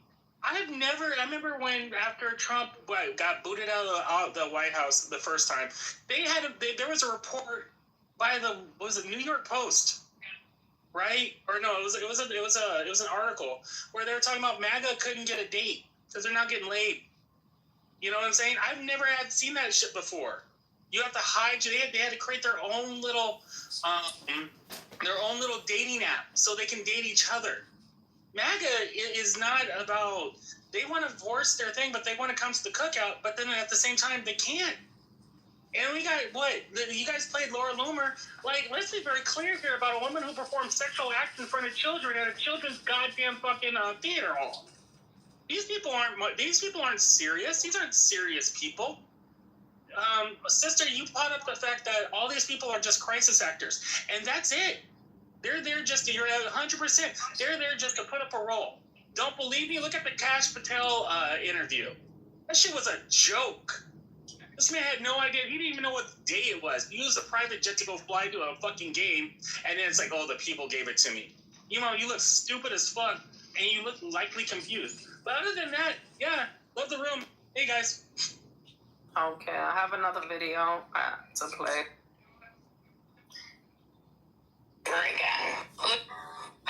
Hi, my name is Lex. I'm a nurse. I want to provide a little bit of light as to what is about to go down today regarding Tylenol and autism. Today, RFK Jr. and Trump are set to announce that Tylenol causes autism. There is no science that actually proves this. That should shock nobody. They are also likely going to tell you that leucovorin, folinic acid, is the cure. Now, what you need to pay attention to is the fact that iHerb, a company owned by Dr. Oz, sells leucovorin. Okay? Dr. Oz is also now the head of the Centers for Medicaid and Medicare Services, the CMS. All the corruption, this is the ivermectin thing all over again. Covarin is folinic acid. It's a form of folate, that's why words are similar. And unlike folate, folinic acid has a really easy time crossing the blood-brain barrier, meaning going from the bloodstream and into the brain. Now, is there science linking leucovorin and autism? Kind of. Generally speaking, people will cite one of 4 randomized control trials, all of which had varying levels of effectiveness. They had different outcomes, and they had completely different ways of measuring those outcomes. In one case, efficacy was completely reliant on one specific genetic variant in the participant. Needless to say, the science is inconclusive, and way more studies need to be done. And it is definitely not definitive enough for the president to be peddling his buddy's supplement company, because that's what's happening.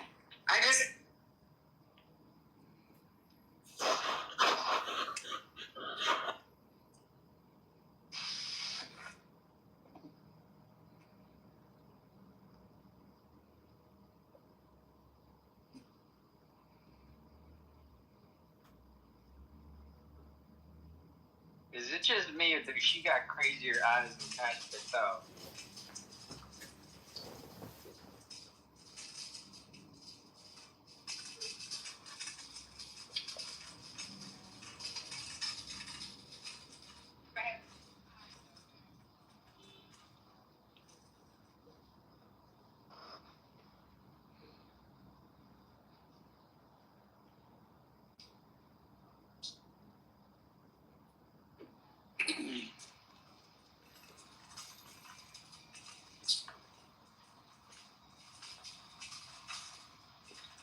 Something smell mad fishy.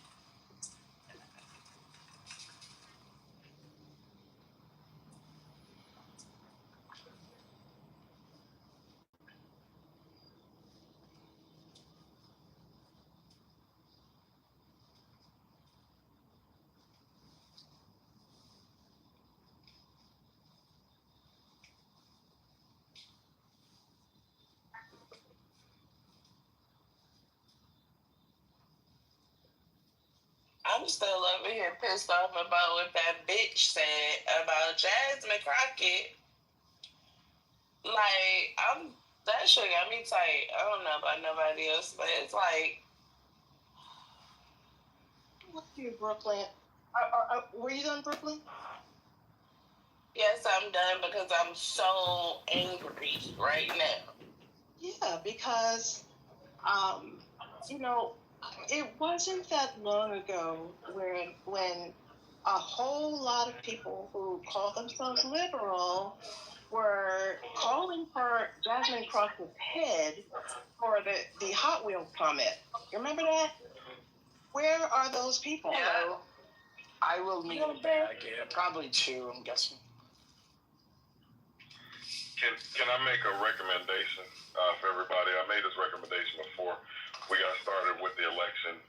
Races are outside now. We saw what happened with Charlottesville on Donald Trump's first go round, and just the amount of racially motivated crimes.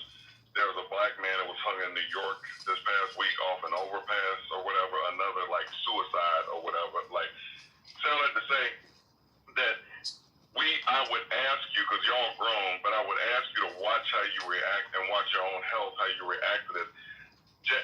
Laura Loomer's comments are made to be incendiary. They're made to get Brooklyn just like she's got. They're made to get you shook. They're made to get you outside. They're made to get you go beat a white woman's ass or whatever. And they're made to put your ass in jail. So please, like, just understand that, like, it's the whole thing about, like, the sticks and stones thing when we little. Like, this shit is just words. So you need to, like, really, everybody needs to try to get to that, because they're gonna do more. We're just getting started with this shit. Like, so just, I'm saying, it's gonna get worse before it gets better. Just understand that. I don't be angry though. Like, I could be angry about something that somebody said. That's, you know what I'm saying? I don't. You're right, Brooklyn. You're right. I mean, I'm not saying that you can't, but like sister just came on here earlier. I got a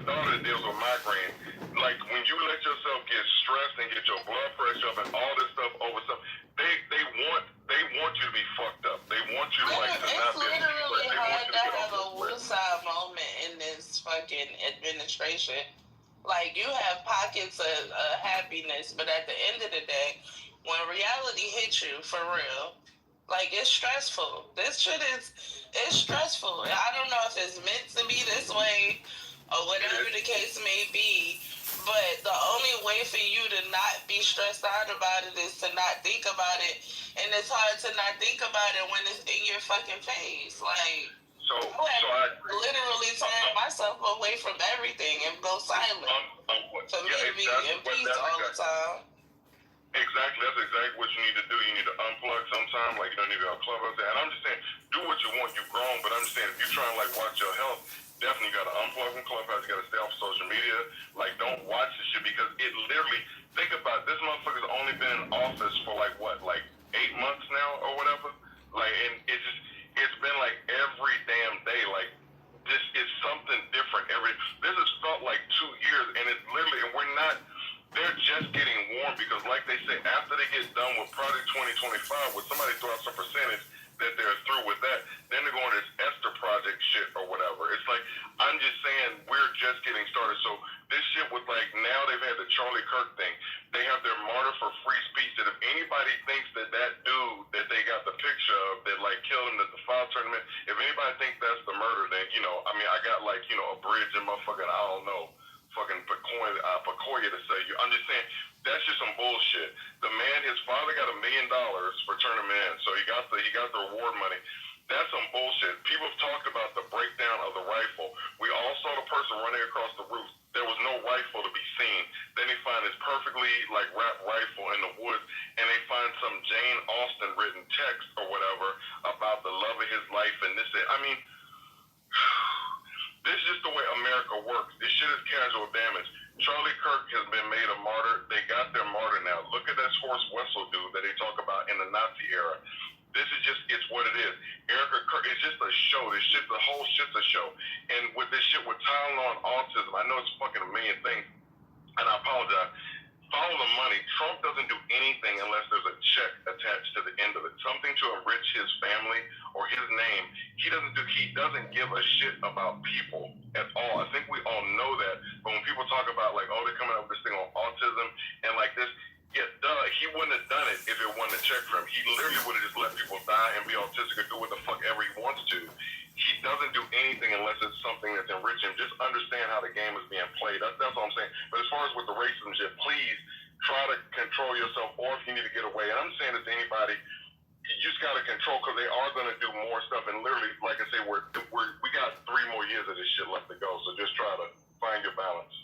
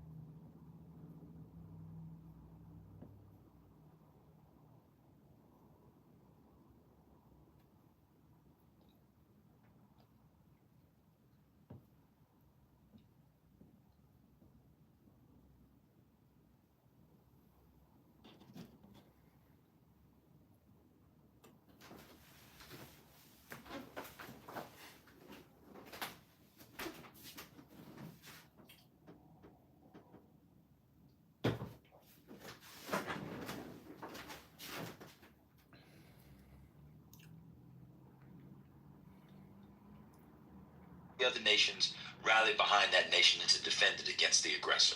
So this would pull the United States. This has nothing to do with funding and 2%. That's a whole different discussion. So I just want to make sure. So when I said that Donald Trump said it, y'all quickly agreed. But now, if you know that the ramifications would be a ground war, you're hesitant. Do y'all disagree with everything what Trump said without thinking? So MAGA. I mean, so go just because. So when it comes to NATO, we commit. We commit some of our, our men and women to that organization. True. But they still... Listen, what do you mean to the organization? for example, Poland just shot down some Russian drones, but that was Poland doing that. America didn't shoot down those Russian drones. Poland did it. Now, if Russia would have responded, and then there's a flat-out war between Poland and Russia, yes, then we will back them up as allies, whether it's shipping weapons to them, giving them counseling, giving them training, all of that stuff. But that doesn't always mean we have to commit troops to a ground war with Russia. Support comes in all different types of shapes and forms. It don't always mean committing troops.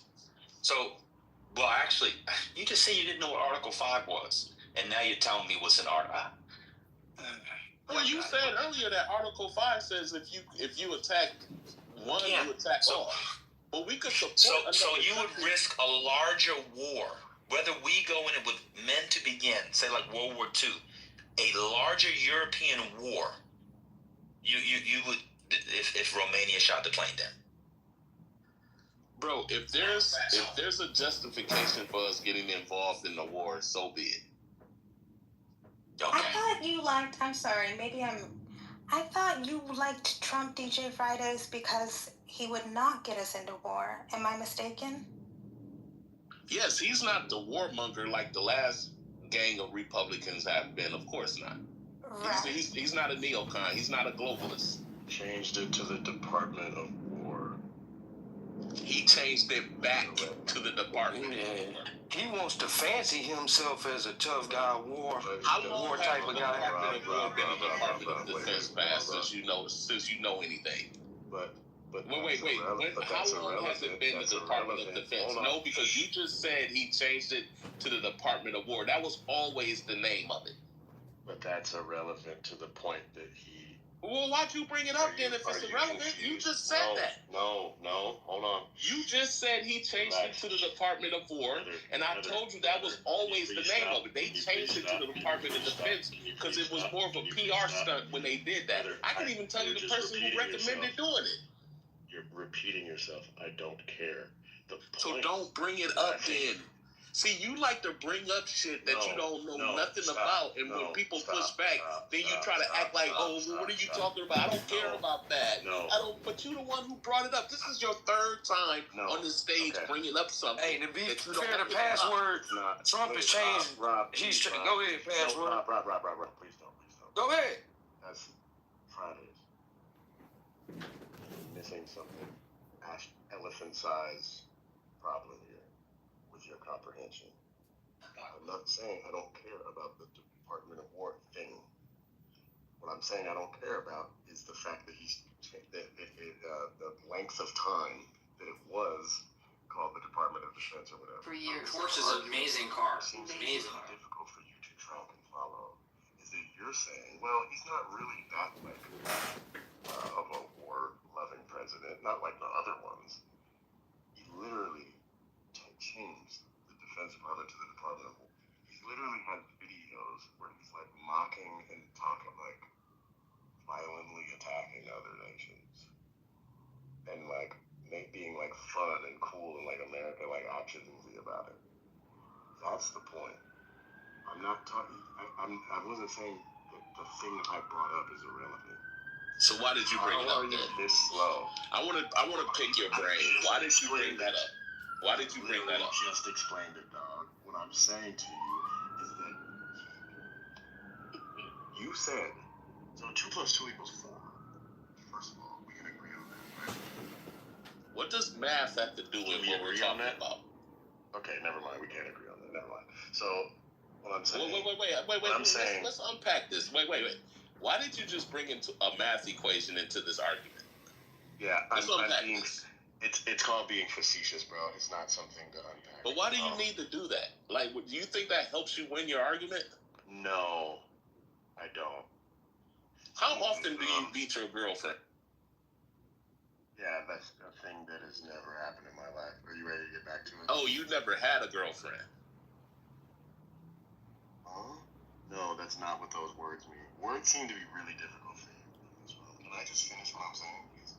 Wait, actually define what a word actually is. Can I finish what I'm saying? No, I won't do that. What year, what decade, what century did the word get invented? Yeah, so I'm not going to do that. But what I am going to do is answer the first thing that you asked. This is a severely stupid person. This is crazy. So yeah, I brought up the Department of War because you were positing him as being somebody that is not a warmongering monster. That's why I brought that up.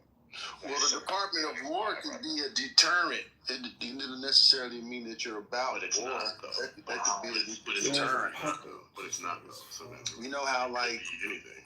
You could like, for example, is like as a program to. You know why Trump is sending illegals to countries over in Africa and all around the world? It's to scare the other illegals. He's doing that as a deterrent to deter other illegals from coming to the country, and it's actually working. That's why the debt prices are going up. Hey, so Paz, now I can just fuck with you, Paz, but for real, Paz, you gotta understand about some style of leadership.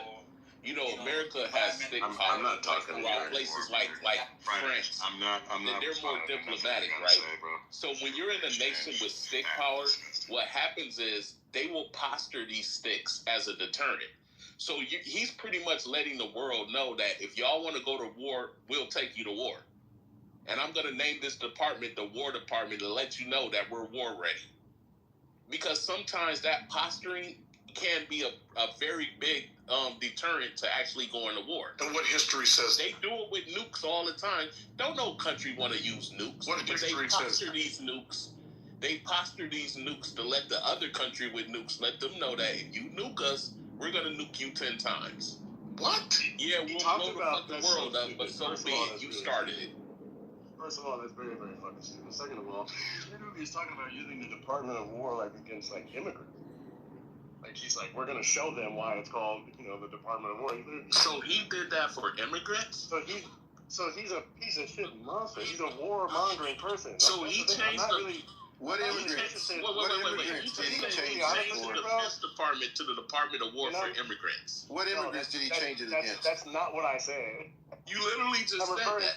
No, I did not literally say that. Words are so difficult for you. Yes. What did you say? Maybe I misheard you. What I'm referring to is like what I think is a tweet or something like that. One of them videos that he put on social media that came from like the White House. It said something along the lines of, "We'll show them why we changed it to the Department of War." I'm slipping my mind slightly, but that it negates. No, shut up for a second. It negates your no. Shut the fuck up for a second. It completely negates your concept of him being this anti-war person. That's what I'm talking about. Like the whole point. He just said they changed the War Department or the War Department for the immigrants. No, that is not what I fucking said. That is absolutely not what I said. Why are words so difficult for you? They're extremely difficult. Very basic concept. I speak so precisely, and I pick my words very carefully. I absolutely did not say what you just said. I didn't even say something that was even close to that. I hope the replays is on so that niggas can see that that's absolutely not what I said. It is just speaking to a severe lack of comprehension on your left, on your side. It's not what I said. I did not say that he changed the Department of Defense for immigrants. I never said that. What I said, and I'm referring to some kind of social media post, and I'm even saying that the exact details of it are slipping my mind right now, but I'm quite certain that there is some social media where the White House posted something, and I think that they're even talking about immigrants, and he said they'll see why it's called the Department of War. That doesn't mean that they changed it to the Department of War for immigrants. It just means that they are going to enact war-like tactics on illegal immigrants and people that support them. How is this so confusing for you? It's really easy to see how people like y'all ended up thinking that Trump was like the better option because there's just a severe lack of critical thinking. That's why you niggas seen Kamala Harris and Trump, and somehow, and I hate Kamala Harris, I'm not a fan of her. She very obviously was the better option. It's insane to think otherwise. You have to be a severely, unbelievably stupid or evil person to think otherwise. Why do you hate Kamala Harris? This shows it. Because I'm from Oakland, California, and I have had a lot of familiarity with her, and I do not like how friendly she has been with like SFPD, with Oakland PD, her refusal to hold police officers accountable. It's actually not any of the shit that people talk about in the media, because I know that those things are more nuanced, like the whole thing about like cannabis and things like that. She actually has done some progressive things in that department that a lot of people don't talk about. Like, she actually did spearhead a program that was dedicated to rehabilitation and helping people who had been arrested for cannabis crimes and things like that. It's not that. It's actually her refusal to hold police accountable for things that happen out here in the Bay Area. There were egregious cases of racial profiling, of harassment, of police brutality that was targeted, people that were murdered, people that were beaten, and her refusal to hold them accountable because she was very like close and friendly with the police out here. You know, like they call her the top cop. You know what I'm saying? Like, that's the truth. So yeah, there's plenty of reasons I don't fuck with her. I don't fuck with her stance on Gaza. I don't fuck with a lot of things about her. But if I don't fuck with her for her stance on Gaza, then I'm absolutely not fucking with the dude who is like sucking Netanyahu's dick, who literally is talking about flattening Gaza and like moving out of the. He's literally talking about ethnic cleansing. So yeah, I that's the thing about like presidents and leadership, is it actually is unfortunately the lesser of two evils. And if anybody on this planet thought that Trump was the lesser of two evils, they're either an evil person who does not care about humanity, or they're a severely stupid person who was gullible enough to actually believe the things that Trump said. Well, it was only like 80 million Americans, so it wasn't that many. It was like only 80 million. Really 90 million. Yeah, and there's a huge problem with education in this country. Would you agree? You agree that there's a huge problem with education in this country, right? Yeah, 10 other million for the Democrats didn't come out, so actually 90 million people agreed with Donald Trump on that. So I don't. That's really stupid, man. They say the numbers don't lie. What does that have to do with what I said? They say the numbers don't lie. Numbers have context, What does that have to do with what I just said, though? How does that relate to what I said? They're not gonna be able to refute nothing you said, Password. They're not gonna be able to refute nothing you said, because everything he said is on par with what happened in the election. Even his honesty about his views on Kamala Harris. Like, he could have came out and said that he loved Kamala. Nah, his views was honest on that, but he understood that, hey, in a cycle like this is what we're getting. Unfortunately, hey, I'm not sure what you guys' political views were prior to 2016, but we know MAGA didn't exist. So I'm going to believe that the propaganda wave of MAGA really worked on you guys. That's all I can assume. Like, a lot of black conservatives on this app claim that they were Democrats at one point and then say that the Democratic Party left them type shit. And I'm starting not to believe that. I'm starting to believe that these were politically ignorant people from the beginning. And once somebody like Trump came around who could spew some of the rhetoric that they could get behind, like, it's somebody in the chat that said Trump is running America in a masculine way. Like, what the fuck do that mean? That means a lot. And if you don't understand that, if you don't understand that, what does that mean? If you don't understand that basic. I understand what masculinity is. I understand what masculinity means, but he's not doing a good job. He's not running America like a beta male. So what the fuck does that mean? Like, if you look at Joe Biden, he's a cuck to Russia. Absolutely, he's a cuck to Israel. Like a beta male, though. He's a cuck to Russia. He absolutely is running the country like a beta male. What the fuck are you talking about? He's a cuck to Russia. He's a cuck to Israel. Hold on, Rob. He's bending over for everybody, bro. You over here sucking on Netanyahu's dick, bro. What the fuck hold on, hey Rob, but seriously, hold on, y'all. Hold on. President that we ever had. Hold on, but Rob. Wait, Rob. You can't. Wait, Rob. During the campaign, right? During Kamala Harris and Biden's campaign, I swear to God, bruh, well, Harris's campaign, I swear to God, bruh, every male that spoke at her rallies, every male that showed up for her was a gay male, bruh. Literally every last one of them, bro. That's just not true, but if that's all you saw, I'm not going to tell you what you saw. It's wrong. And I'm going to tell you point, but what? And then what? That's because y'all support it, man. Y'all support that shit. Well, what's the? It ain't got nothing to do with me supporting. It ain't got nothing to do with me supporting what two people do in their bed. I don't give a fuck what two people do in their bed. I'm supporting certain policy that affects people like me. That's what I'm supporting. It ain't got nothing to do with supporting the LGBT community. What up, Sam? And for the record, I ain't got no issue with them. They deserve human rights. No, of course. I ain't tripping about that. Yeah, you feel me? But the fact that y'all, here's the thing. Let me say this real quick. Kamala pivoted. This is the crazy thing. Kamala pivoted from the trans conversation. There's an interview that went out in like maybe June, May of 2024 where they asked her about that. and she politician the question. Man, it was the Republicans running the motherfucking me ads on Sunday football, making y'all believe that motherfucking transgender, who 1% of the population, who the bulk of us don't even motherfucking see, are somehow about to have our kids, like taking our kids out the bathroom. I'm a father of two girls. And that's a whole nother issue. The fact that that's such a small percentage of the population, but yet seem like they had the largest voice in when it comes to... What voice did they have? Bro, that's kind of like what you did they have? That's kind of like you don't represent a lot of black men, but you yell the loudest. Because what did they have? You cannot ignore the fact that for the last 8 years, from TV, everything revolves around that community, bro. That's not true. And when it came to the for you, it does, but not in general. Listen, nigga, what are you talking about? Bro, when it came to the Democrats, you would thought that was just literally the LGBT party. No, that's your perception of it, and that's the problem. That's your perception of it, and you can't understand anything beyond that. That's the problem. No, I'm not going to listen because you've been talking. So this is a dialogue as I understood it. So your perception of the party is that, and that's fundamentally your problem.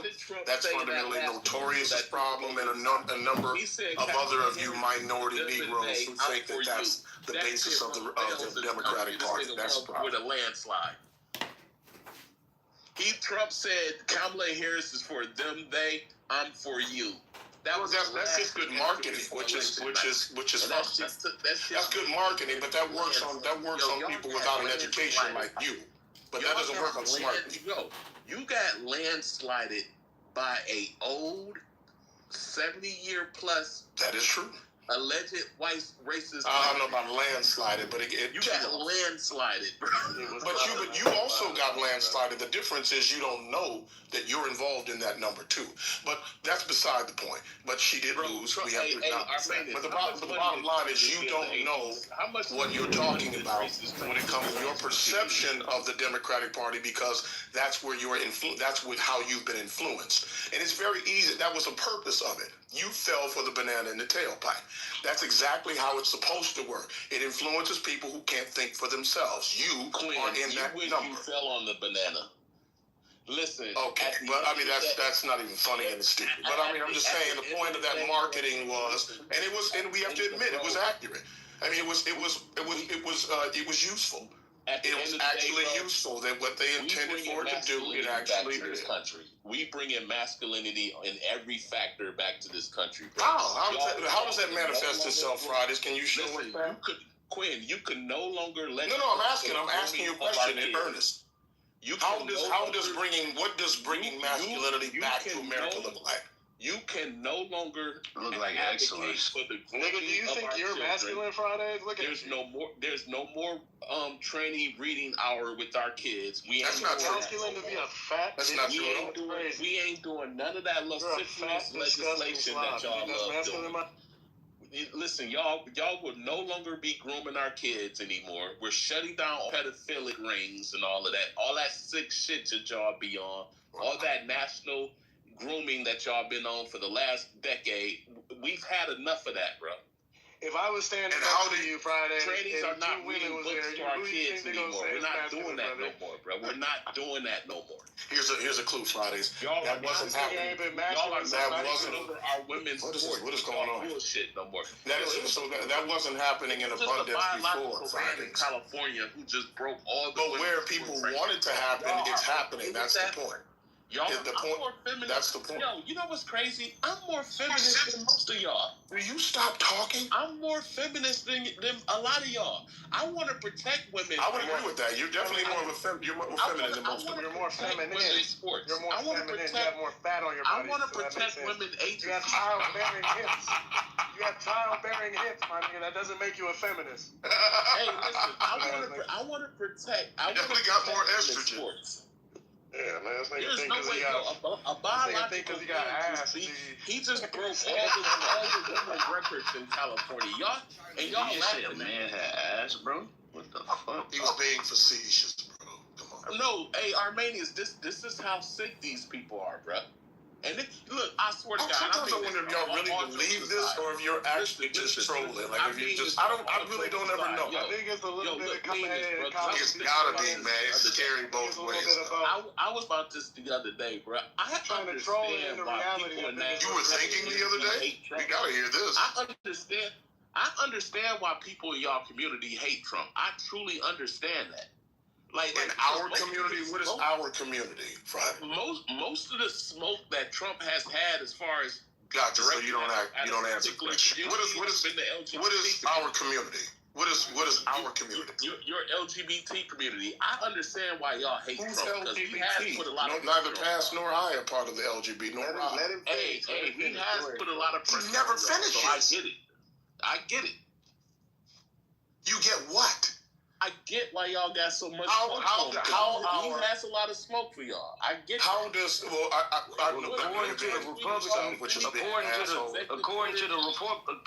according to the Republican National Convention of Philadelphia, they shut down a goddamn gay website. All them folks. Go do your research on that, Rob. Do your research. But I know you ain't gonna do it because you love it. You know what I'm saying? You love it. What's the research? Go do your research on it. What's the research? I guarantee you it's not what you think it is. What's the research? I know that there's a lot of closet ass, gay ass white men. Go ahead, go do the research. Republicans like Lindsey Graham. What he's going to tell you, Rob, is that there was some young white kids who intentionally tried to shut it down. That's the story that's been circulating. Notorious doesn't know any better. Probably just fake in general. Probably just a fake story. It's not a fake story. Not a fake story. Go ahead, post it in the chat, and let's take a look at it. Post it in the chat. You posted it, Big Dog. You the one that claimed that you got the source. You the one that claimed you got the source. And this is rich coming from you because you don't support any of your arguments with any. I think you guys are trying to convince yourself. You're not convincing me. We're not trying to. There is no convincing people like you. I don't have to convince myself. You people are the ones who are obsessed with gay people. For y'all not to be punks. For y'all not to be punks. Y'all sure is worried about them all the motherfucking time. We're worried about them a lot. Y'all talk about trans people more than trans people. They have a vision. They have a purpose. Y'all niggas is punks. We have a great motto for this country, and we're moving forward. Our motto is a multiple felon, multiple time felon. What has he been divorced 3 times? 3 different baby mamas. Support that culture, felonies, how do divorces. Don't y'all support that? Who is y'all? You don't keep saying. What is there? When has there ever been any legislation or any prison reform? What y'all got against that? Who was the prison reform bill written by? Why do we need it? See, every time we ask about legislation, nobody has a fucking thing to say. But about your feelings and about all these other things, you all got a lot to say. Eating is good food. Yeah, I'm sure it is, but you can manage to say it when you ask the question, though. So I'm asking you. I can speak what I want. This ain't that. I didn't say that you couldn't. I asked you a question, brother. Ain't the Democrat. You the one that made the comment. I'm asking you who wrote the bill. And I'm going on mute. Exactly. Yeah, it works. Because you don't know. I don't give a fuck. Exactly. So stop saying shit if you don't know what you're talking about. Shut up, bitch.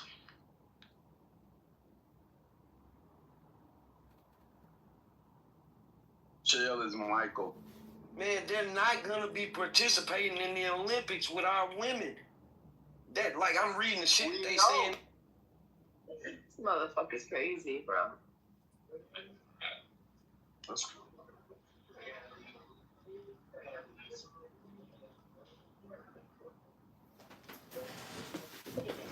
I remember one day, it was.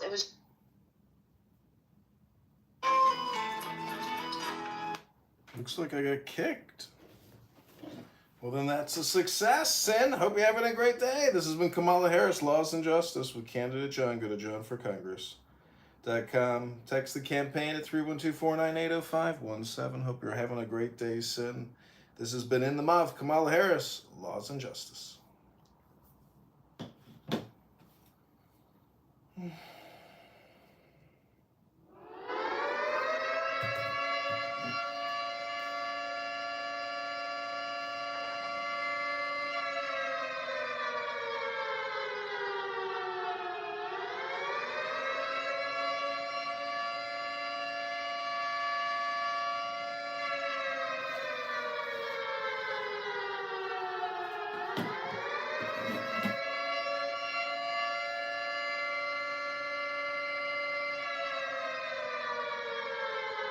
fighting because they're from something that happened. If you live by the beach and your house and the land washed away, the beach washed away, who's gonna pay? My insurance company. What if you didn't have insurance? Alright, who's gonna Well, you need insurance for if you're buying it, you need insurance. Exactly. What I'm saying, do you know what's beautiful about you guys? You guys have got so much capacity. The second that the government or the empire that comes underneath your feet is gone, I wonder what you're gonna do. But one thing I will tell you, this is a fact. No empire lasts forever.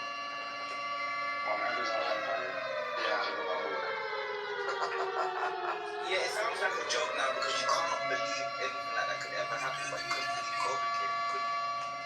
Did you ever think that we would die? Is that your problem? You never thought we would die? Oh, I didn't do that. I thought you lived forever. Was I the only one thinking that? Bloody hell. God save the Queen! Was I the only one actually thinking that? If actually was alive forever? But it's on a surface level, Yeah, when am I going to be the king? I don't want to be the king when I'm old. on a more serious level, Because again, those were minority things that only benefited everybody else but black people. No. So what he did, he restructured it so it only benefited black people. That's racist. Fucking shout out Donald Trump. Yeah, shout out Trump, man. He be cleaning up, man. He been taking away federal jobs from niggas like Clinton, man. That's why they down bad, bro. Y'all was wasting money. You niggas was wasting fucking money. Yeah, Quinn still here, you gone?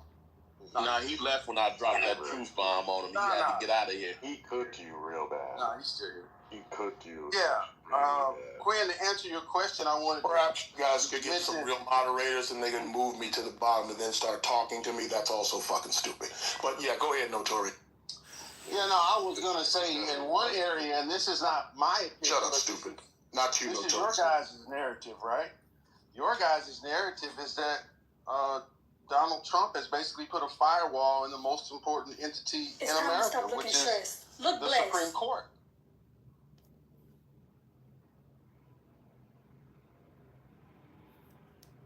These aren't just smart men who make good common sense decisions. No, it's conservative leaning. So hasn't Donald Trump been pretty effective on that in terms of getting what he wanted from the conservatives and changing the narrative in this country? I would argue that Mitch McConnell was actually effective in doing that, and he actually... He would argue that Mitch McConnell was much more effective.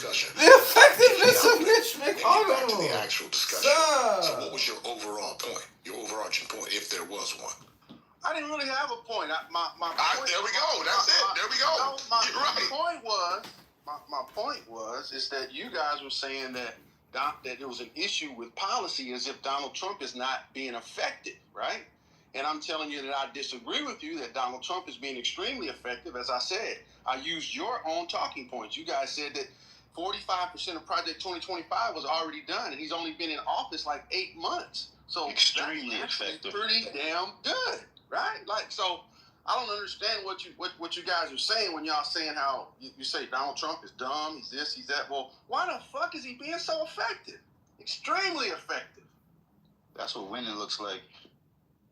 I mean, what can you say to this? I mean, there's no basis from which you can talk to people who don't have any common sense. I mean, if you think that's winning, what can I say? It's winning for the people that voted for him. Why don't you understand? It's like y'all want Trump to do shit for people he didn't vote.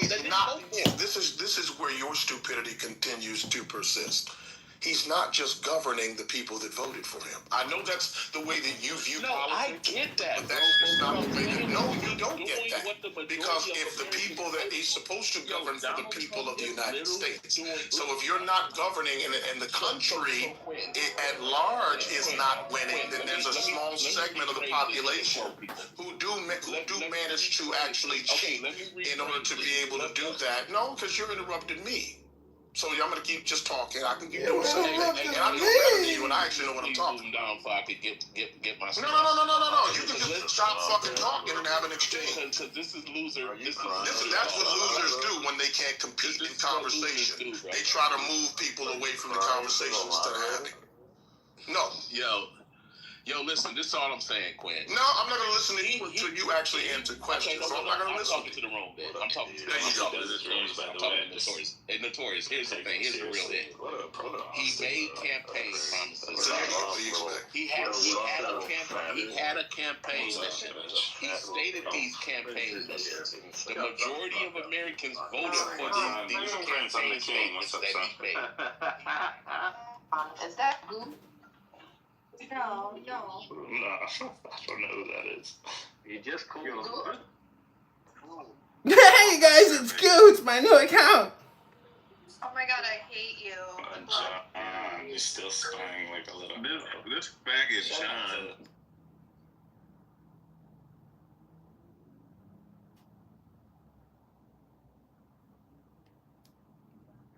Yeah, John Kitover. He was probably recording us. Oh, he's probably here on Anon. Yeah, well. Yeah, but yeah, shout out to Darren LaHood. Everyone vote Darren LaHood for Congress. John Kitover is an unstable psycho. Okay. Yeah, John Kitover, aka Edmonds, deserves to be in the psych ward. Yeah. With the damn psych ward, man. I'm actually I don't want to see any the rest of my. I'm waiting for my birth certificate to be doxed now. On YouTube. I'm ready for my birth certificate to be doxed. I'm ready for my son's birth certificate to be doxed. Come on, do it all. Do it all. Do it all. Keep the title. Vote Darren LaHood for Congress, District 6 in Chicago, Illinois. And, you know, John Kitover, he can't even get enough signatures for the ballot. The guy paid people to go collect signatures. He doesn't have the balls to go door to door and collect shit himself. He doesn't want to put in the work. He'll never be. He left. Oh, no, he's still here. He'll never be in Congress. What's his name? John Kitover. Yeah, a faggot named John Kitover. You know the one that goes naked on YouTube? Oh my god. Oh, he goes naked. Oh, yeah, I knew you was a faggot. Yeah, I have pictures on my other phone. Hold on, I should charge it and send it to you guys. I have naked photos of him on YouTube. Oh god. Wait.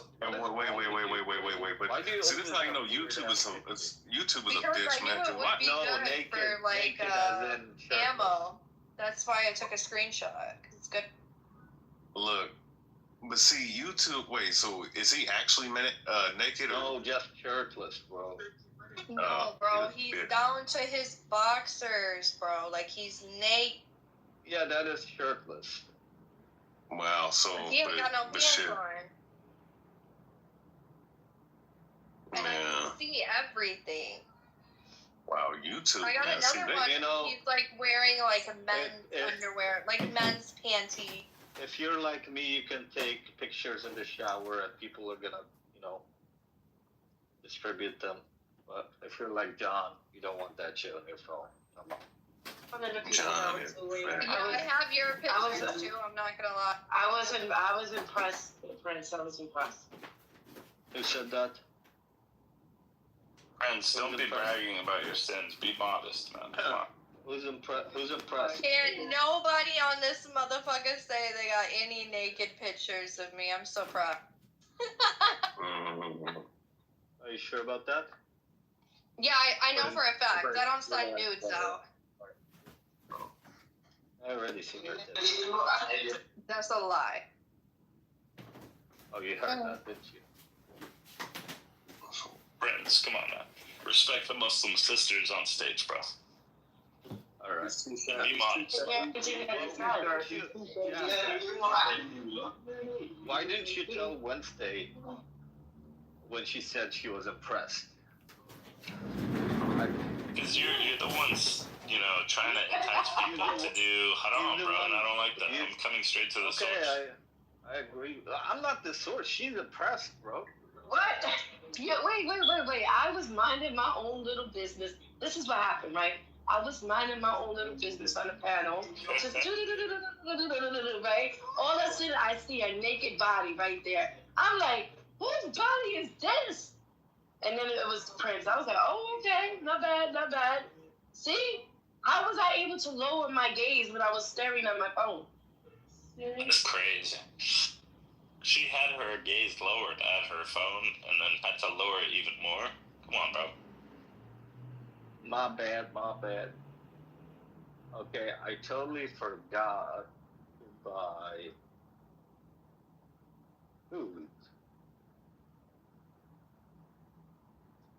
What? What'd you just Hold say? on, I'm making my mind up if I want to go home or if I want to go to the Arab street. Bro, do you know? Oh my God. Yeah, keep looking, Habibi. Nah, you don't belong in the Arab spaces anymore, bro. Enough of that shit. It's just amazing when Arabs recognize each other across the street. Habibi. You know him, or you just know he's an Arab? Bennett. That's like Latino. That's like Latinos, and then we just start dancing and salsa. Bro, Compa. some Saudi girls are walking around the city center with the Wait, so Puerto Ricans have a certain version of salsa, and then you have the Mexicans have a different version? I don't know what the Mexicans dance. No, we don't have no. Oh, salsa is in dancing, but Puerto Ricans, we don't eat like tacos and stuff like that. Oh no, I know that. I'm saying I was talking about the salsa dance. You ever been to the Puerto Rican Day Parade? That shit is lit. Absolutely, yeah. The other day, I went there. I was there for it last year, I think in June, and they had the dude with the Spider-Man outfit, and he was just busting moves. That shit was hilarious. Wait, you didn't know who was the Grand Marshal? It was what's his name? Priest from WWE. Oh, no way. Yeah, you know he's Puerto Rican, right? When I went into the parade, by the way. Talking about him? Yeah, he's Puerto Rican. He grew up in the Bronx. Bronx. He grew up in the Bronx, man. Shit. Yeah, he grew up in the Bronx. And I bet you don't even know that he's literally in his 40s. He looks pretty good, though. Yeah, he is. Shout out to Fat Joe, to all the Puerto Ricans. Shout out to Bronx. Shout out, you know where it was? Wednesday, it was right by the Catholic church in downtown, or in New York City. You know what I'm talking about? St. Patrick Cathedral? Yeah, St. Patrick Cathedral. Yeah. That's where I got into it. It was actually too by the Israeli, I don't know, their consulate or some bullshit they have there. Did you spit at it? I flipped it off and I posted it online. I went to the ADL headquarters.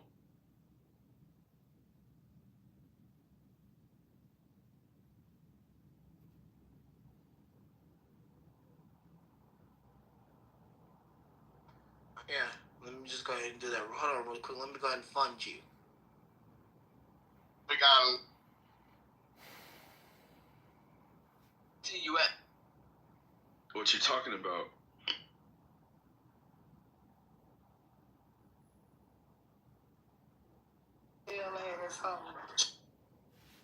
فين وخمسة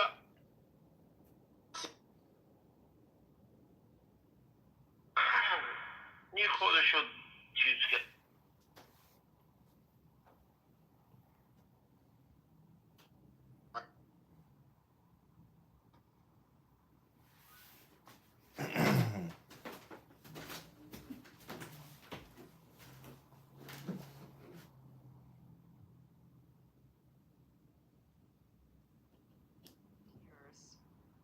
that was about the Yom Kippur War or going into Lebanon. Maybe it was the Yom Kippur. Something Tears, Valley of Tears. Do you see that? I'm trying to translate it back to Hebrew. To see if it sounds familiar. Hebrew would be. Hold on, let me find it. It was very good.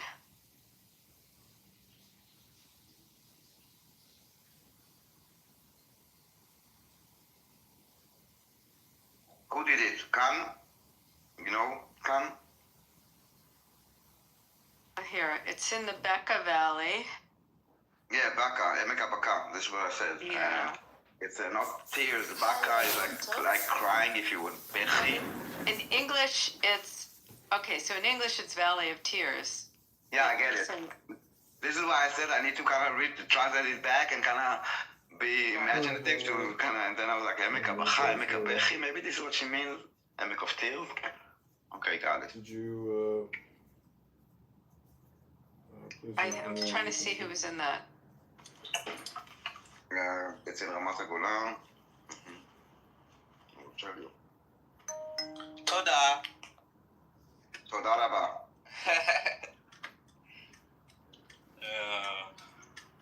בבקשה. בבקשה. מה שלומך? How are you? מה שלומך? מה שלומך? Do you know my favorite word for the ladies? What? My favorite word for the ladies is matok. Matok is for guys, but don't lie. To drink.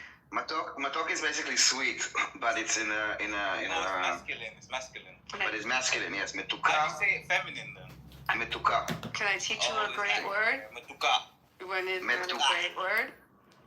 Say that again. I thought you were trying to troll me, trying to say. No. I'm going to teach you a good word.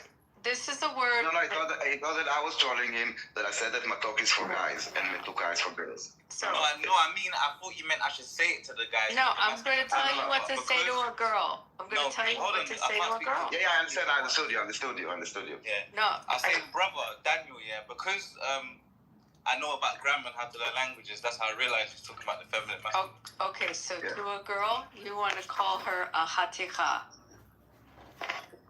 Well, you know what I mean? I've had a few Levensteins in my life, you know? Say hatiha.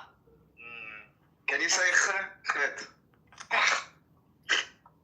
And for the men, that was the only thing that was sort of like interesting, and then everything else was just like pointing out sort of how a couple hundred years ago Luke's ideas were not weird, but now they are, sort of thing. Like, I'm pretty sure that if you go back 200 years, Luke's opinions on a lot of things would have been like, you know, not really all that weird. But just pretty much pointing out a bunch of things that are kind of bizarre to have in 21st century. What you guys are saying when y'all saying how you say Donald Trump?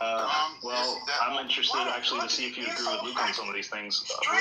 Rosa Parks not sitting at the back of the bus and obeying authority was a sin. Rosa Parks not sitting at the back of the bus.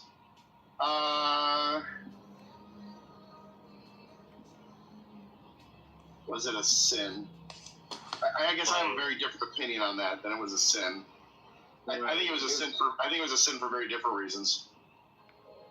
So Luke's rationale was disobeying the state is a sin, even to things that are morally questionable or easy for people to parse in the 21st century, where this is like, oh, wait, why does he think it was a sin? Because it was a woman disobeying, or because she was allowed?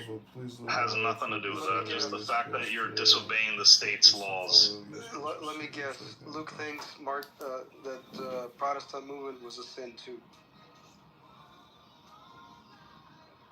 Essentially, the second half of the article that he wrote is just a bunch of random examples that are not really consistent with how most people feel nowadays. Romans 13 is the widely used and cited chapter in obeying the government, but most people don't understand it. It describes a role of a just and good government, and we have to obey that. But when the government goes against God's commandments and laws, we're supposed to stick to the God's commandments and laws. So, Andrew, if you read the article, and this is how I interpret it, all laws created are just because moral authority is from the church and the state is to implement those, and therefore somehow by, it's a fallacy. I'm not saying, hold on, don't debate me. I'm not having any of these opinions, but I think this was sort of the gist of it. I'm not debating you. I'm just dismantling the article on the fly. Okay, got it. But I mean, if you want to look at it, I might be conveying that incorrectly. If you want to take a look, but might not be worth your time. Hey, Tidwell, I'm getting ready for you. You're warming up on chess? You're doing good? Yes, sir. Well, we have a chess tournament. Got me a 94.8% accuracy. How do you like that? That's pretty good, depending on how many moves you did. Was it more than 2 moves?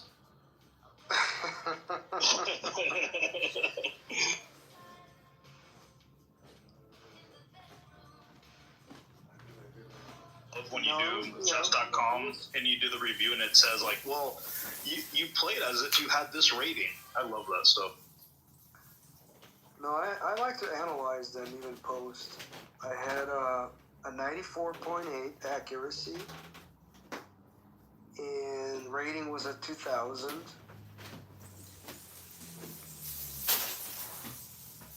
The reason for that Andrew? is just, yeah.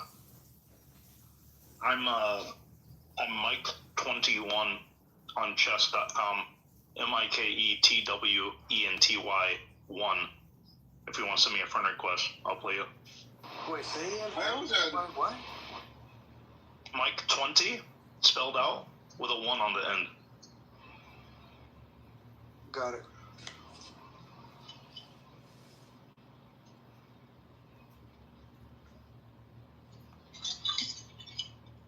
I would have so much trouble with chess. Me too. Intellectually. You know what I've noticed? If I'm a little off on sleep, in fact, I use chess to determine how tired I am and my what is the state of my brain to do something. That's what I use it for mostly. I use it to see how bad I lose, and that determines whether I do this task or that task. Chess always seemed to me like a memorization game. Mental peakness.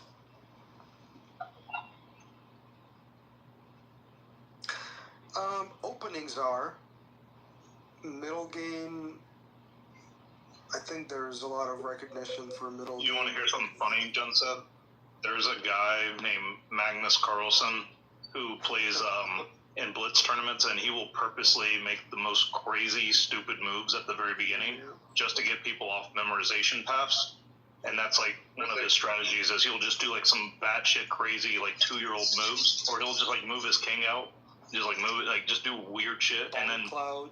Yeah, bomb cloud. Yeah, he'll do all sorts of weird shit that like no one does, and then everyone's just thrown off their game because like everyone memorizes the first like 6 or 7 moves of like every opening, and then it's like this just totally throws them off. Well, see, what I know about you, Tidwell, is that you memorize the most esoteric lines that people don't expect either, and then you get them that way. I love getting someone. I love getting someone in like a really weird situation where I have like 50 moves memorized, and I just get the dopamine hit. I lose no time on my clock. They're like thinking, and for some reason, it's just so satisfying. Yeah. See, that's why I'm always bothered by it. It's just like a memorization game, so I never bothered to do it. This is super specific. Like you have to think of it like this. Like you've heard like the combinations of like the factorial. Like in the first like 6 moves, there's like a cajillion possibilities. There's no way to memorize everything. It's just you can get into specific lines.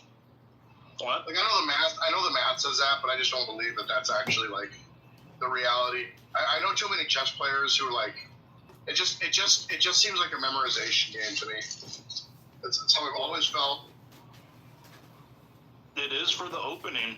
What Andrew said is correct. It is for the opening for a lot of people, but after that opening, there is no memorization. Yeah, then you gotta see the few moves ahead and the patterns, and you have to be good at recognizing other things. And that's why people that want to get into chess now, you wouldn't learn like a mainstream line. You'd learn like a style that isn't like a popular opening where no one's really memorized your opening, and then and you're pretty much on par with people going into like the game. You wouldn't like if someone is trying to like get you to play a position, like you just wouldn't play it. You'd play something else, and then you throw them off memorization, and then you're sort of on square one. You might be at a slight disadvantage in theory, but you at least get off the memorization path where you're playing this game of who can memorize the best move, 12, 13, 14 moves in. So, like, most people that are really good, they purposely make weird moves at the beginning just so they don't have to worry about the memorization piece of it. Interesting. Well, you ever dabble into, I forgot the name of the setup where it's randomized a little bit? The chessboard? Okay, so Johnson, listen to what I'm about to talk to with Andrew about. You'll like this. So this is called Fisher 720 or Oh yes, yeah. So check this out, Johnson. You start the game, and it gives a random setup. So all the pawns are still in the front, but all the back rank pieces, there's 720 combinations of valid setup, and it's a brand new game with no theory, no books, no nothing on the setup. And this has become a popular format just to pretty much address the concern that you just brought up, John Seth, which was, oh, you're just going to fucking beat me because you have 15 moves memorized. This pretty much gives 720 unique starting positions, and you don't know what the position is until the start of the game. Understood. Do you know why my concern is met with that specific setup? Do you know? Yeah, because these people are gonna fucking memorize, and you're gonna be at a huge disadvantage. No, it's because Bobby Fischer himself agreed that the game was just a memorization game. Oh yeah, no, 100% though. Like, yeah, Fisher was trying to address that. Yeah, no, you're totally right. But also, that only for the opening. Still, he was trying to get rid of the opening memorization, like piece of chess. Right, like chess is like classically broken up into 3 parts, and you can memorize some end-game positional stuff, and you can memorize some opening stuff. Is Fisher 720 actually gaining popularity? So it's interesting because there's tournaments and stuff, but the most popular formats now are going to be blitz and bullet games where you have very low time on the clock and you don't have time to like think for like minutes and minutes and minutes per move. Those seem to be like the more like popular things that are going on right now. And the 720 tournaments are interesting because the thing I'm thinking is like, well, how does the committee pick the position? And they pick a position at random with a random generator. But you know what's funny is like no one's allowed to know the position, because if you do, you could study the position before the game, right? Each round of the game you would know the position. So there's potential there where if you somehow sabotage the random generator or you knew what they were going to do, you could study the positions ahead of time. That's kind of like an interesting attack vector at these tournaments, which I don't know if that's been a problem. We should do this and generate it with blockchain. Hey, right. Like the entropy from the last block. Right, the last block's hatch. Well, no, it has to be the next block. You can't start a game until the next block. That's funny. And then the next block happens, and then it tells you the position, and then you start the game. Yeah, exactly. Yeah, that'd be great. Yeah, it's like everyone's just waiting for the next block. It's like a 50-minute block. Everyone's just like intently just staring at each other, waiting. Yo, Tidwell, do you ever play the games on lichess.org? Chess? L-I? L-I-C, yeah. Yeah, Lee Chess, yeah, that's another good one. But, hey, Andrew, were you going to send me a friend request on chess.com? Oh, I'll do that a little bit later. Oh, okay. He's thinking about it, Michael. He doesn't like you, so. Yo, I didn't realize he didn't like me until just now. I just fucking found out about it. I'm about to leave this chat room. Don't be so sensitive. I'm leaving. Hey, Tidwell. Dave the other day asked how many hours of playing would it take for him to get as good as you. I want to know your answer on how many hours that would take.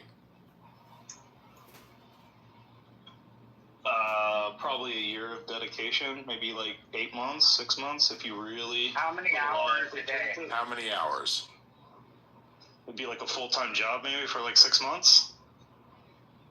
8 hours a day, 6 months. What if he joins one of those like children's chess 40 clubs? hours. Maybe like 20 hours a week for 6 months. 20 hours a week for 6 months, you could get better than me. That's what it would take. 20 hours a week, 6 months. If you're coming from zero. So roughly 500 hours. 520 hours, yeah. Yeah, 520 hours of diligent, like trying to get better, not just like fucking around. Fucking around, it'd be like 10,000 plus hours. You'd have to like use those 500 hours. That's what I to, tried to tell him. Actually, be getting good. Like, and it's really hard to like want to play chess and like push yourself. It's easy to like play chess and fuck around, which is pretty much what I do. Well, that's why I've been going on League Chess and doing like the next moves just over and over to try to work on that. I feel like that is better than just playing a game. I don't. Yeah, I mean they're both good. I mean playing a game and doing those puzzles are gonna help, but it's really just like so the thing where it would be like 1,000 hours is if you study in-game positions, which I don't have memorized, and or I don't have like I don't know like the techniques that are like that could like just dominate. Like for instance, if you have like a bishop and a knight and a king versus a king, like knowing how to mate in the fastest pattern or even how to mate is like very complicated. It's like one of the most complicated mates that you can do if you just have a bishop and a knight versus just a king by himself. That's like a very complicated mate, and a lot of people can't do it. It's really easy to mate if you're good looking. Yeah, that's true. I've learned from John. Yeah, it's easy to wait. Mate white or black? John Seth, which one?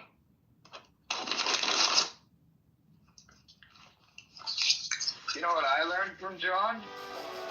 Any waitress that smiles at you totally wants to bang you.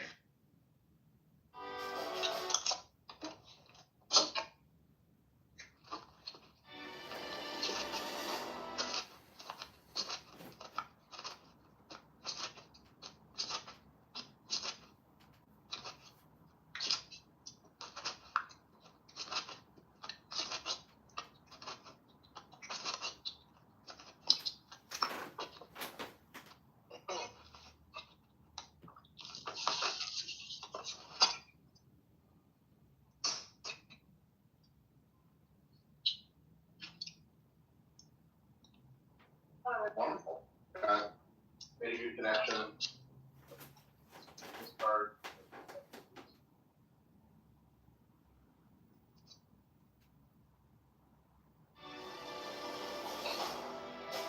Sean Connolly, he does designs for stuff, and what's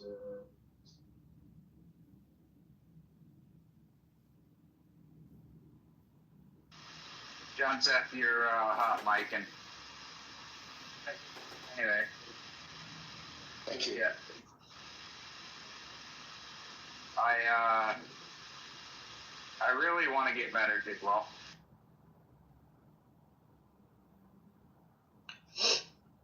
Well, if you really want to get better, you can hire a chess coach, and then that will fucking expedite your learning like crazy. But I mean, that's kind of weird now with all this like online training shit. I don't want to do online. Well, then there's probably a chess club in your town that you can go to. I mean, they'll probably meet like weekly or bi-weekly. They'll have like little hangouts and shit. All right, I just Googled or ChatGPT'd. If you do 450 hours, you're likely to get to at least 1,400. If you do 600 to 900 hours, you're likely to get to 1,600. 1,000 to 1,600 hours is 1,800. 3,000 hours, 2,000. 4,000 hours, 2,100. 7,000 hours, 2,200, 9,000 hours, 2,300, 12,000 hours, 2,400, and 18,000 hours, 2,500 usually cannot be achieved. Yeah, but well, there's a component missing here. Like, some people... You have to stay motivated that whole time. You interpose, like, certain brains, or how your brain's wired. Spending that number of hours ain't gonna get you to that rating. Well, with enough motivational energy, my theory is you can rewire your brain just to do about anything within, I mean, there's limitations obviously, but I don't know if, I think the biggest thing is if you don't necessarily have the brain for it, then it just becomes harder, but you can still do it. It just isn't going to be easy to stay motivated for fucking 10,000 hours. Because staying motivated to constantly be getting better is a different sort of thing than just playing for 10,000 hours. You know what I mean? Yeah, I mean, maybe, and you can certainly do things to help rewire the brain. That's true. You can see that from injuries, right? You're learning stuff, obviously, but I think, I don't know,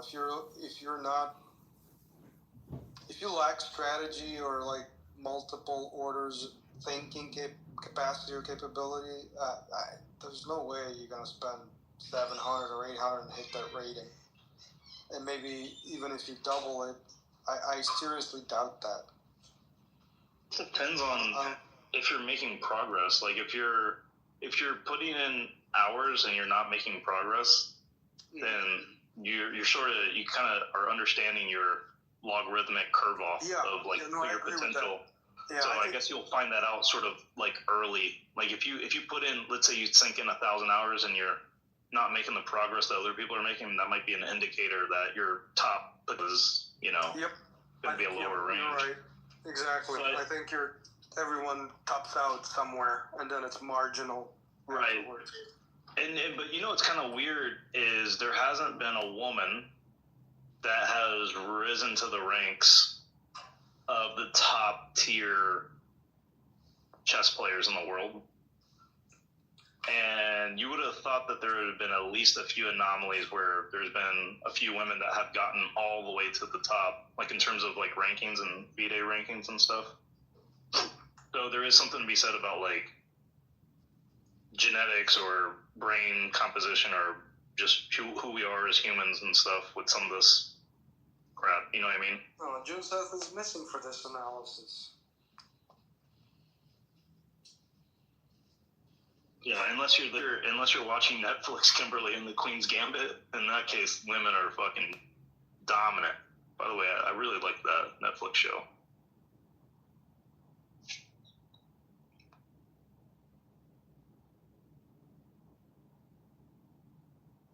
How many times have you watched it? Once. How many? Just once. Have you analyzed the games in the series? Oh, but I do know that some of the positions are real because they were trying to make it like fun, so they actually used like real positions from real games that were like epic. So that was kind of cool that they did that.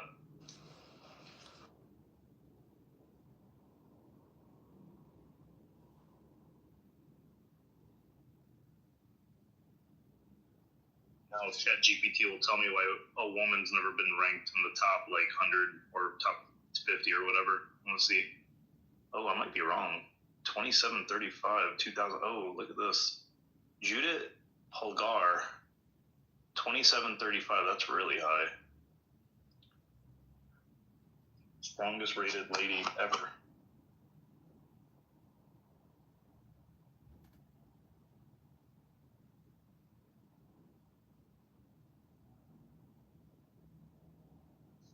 So Judith Polgar, there's a message in the chat that says no woman has ever been in the top 10. According to this, she was number 8 at one point at her peak. So I was wrong. A woman has been in the top 10.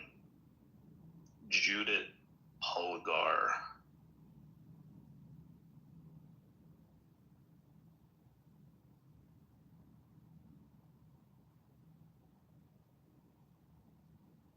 Judith Polgar is a Hungarian chess grandmaster, strongest female ever of all time. There you go.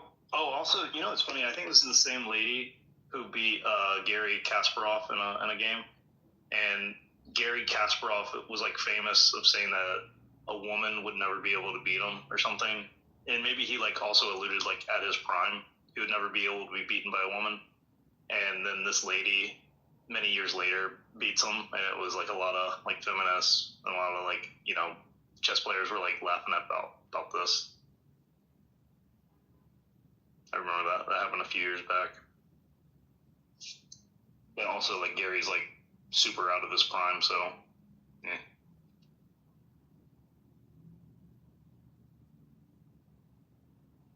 Who's that guy that plays people on YouTube that has the black mask on? You know what I'm talking about? Shinobi or Adam Back, depending on... I mean, he beat Gary. Is he good enough to beat Gary Kasparov right now? I don't know who you're talking about, dude. I don't know this black mask.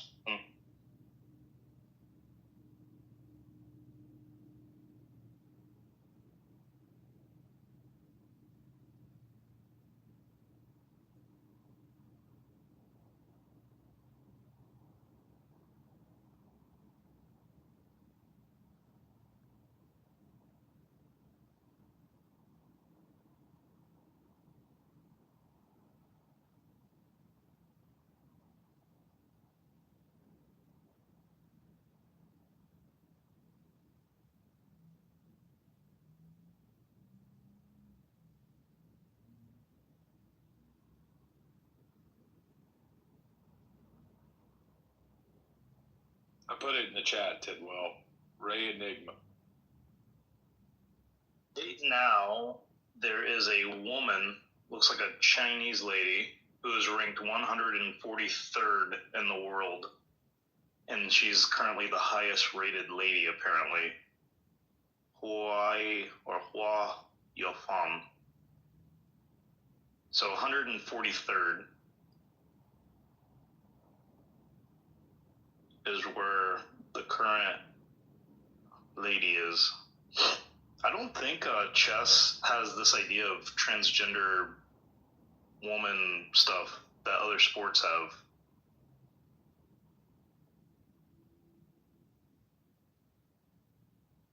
By the way, which I think is kind of also interesting. I don't think there's ever been like a controversy or a drama over women's chess like there had been with other sports.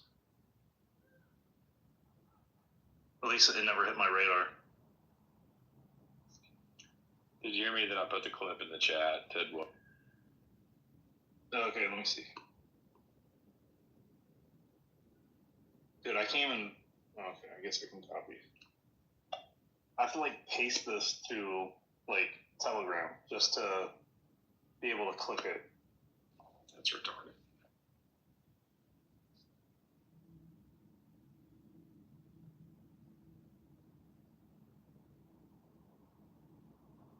Bro, what the fuck is this, dude?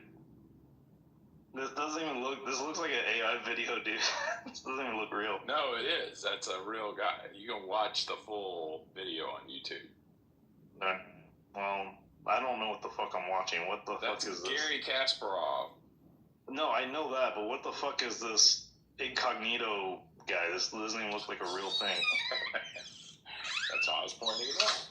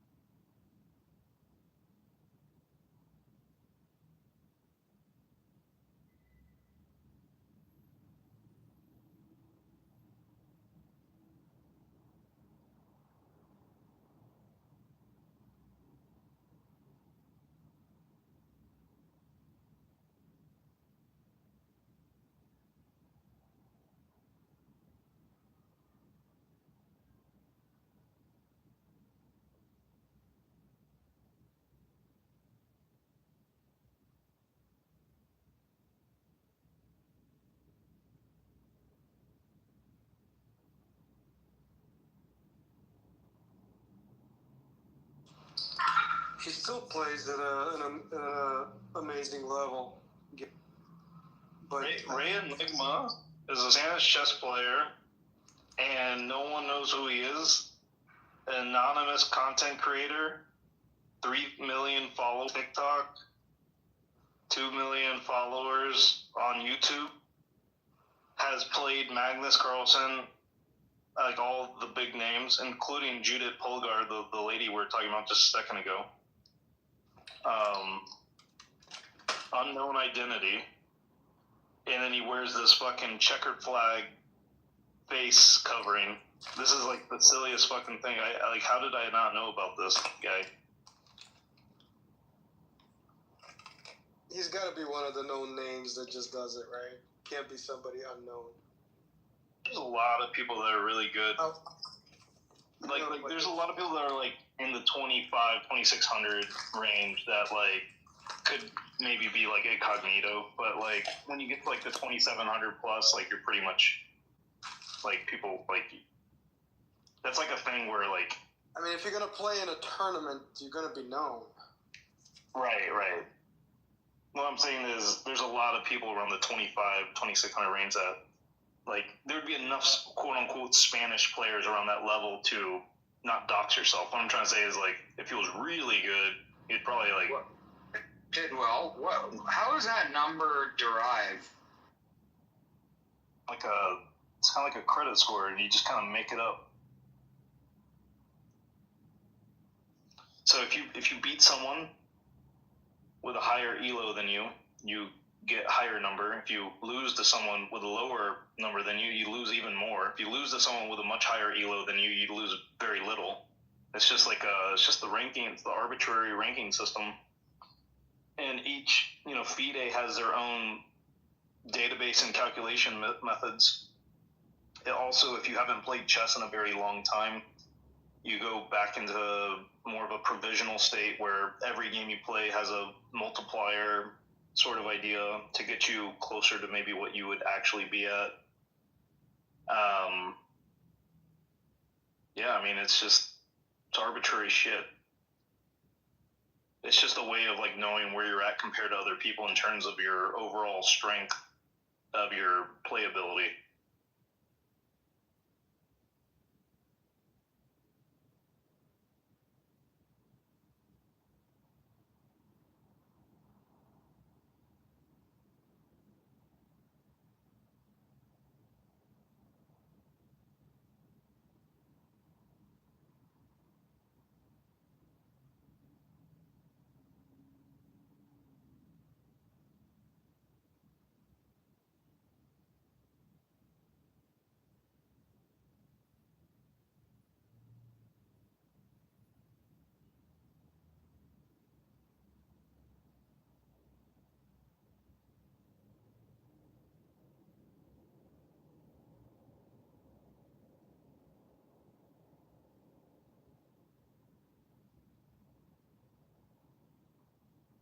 The chat.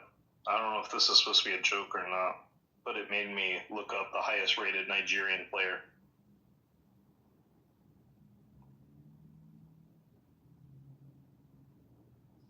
What's their ELO? Highest rated ELO according to ChatGPT is 2363, and that was in February 2016.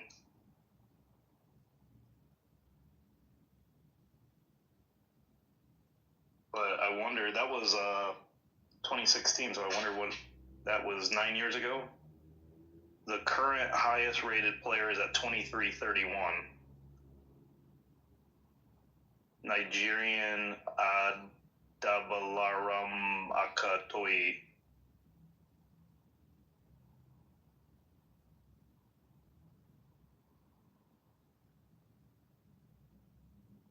If the highest rated player is a FM, that means they have no international or grandmasters, I assume is what that means. So I guess there's probably like a lot of countries that have like no IMs or GMs.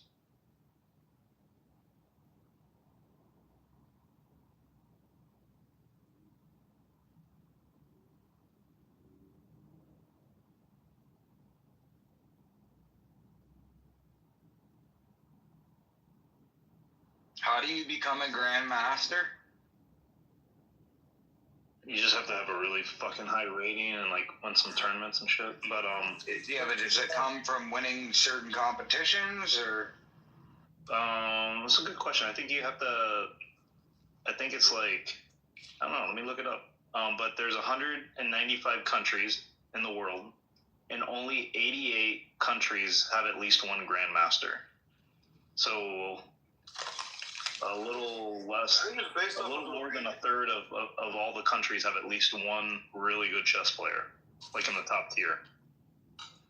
I think you gotta hit a certain rating. But first, to become a grandmaster, you gotta become a master. You gotta climb up that ladder. You also have to reach a rating of at least 2,500, according to FIDE ratings.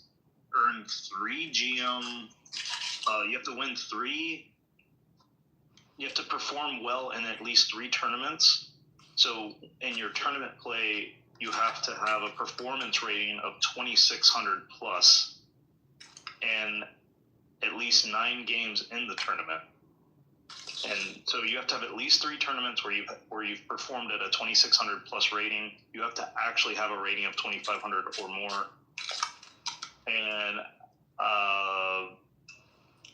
And once you're a GM permanently. You never lose that title. You're like it's like tenure. Like you're once a GM, always a GM, even if you like suck or have like a brain injury.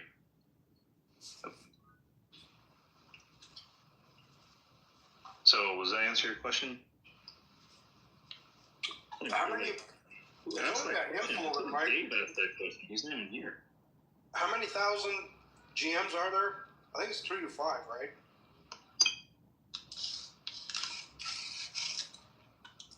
How many like FIDE GMs are there? There's 1,700 and 72, and 41 are women. So out of 1,772, 41 of those are women. There's also 41 women who are GMs. So there's a total 1,813 total GMs currently. That's less than billionaires in the world. That's a club. And you have to also remember, you don't lose that title. That means like, I wonder if that means currently alive people or not. Like I want to.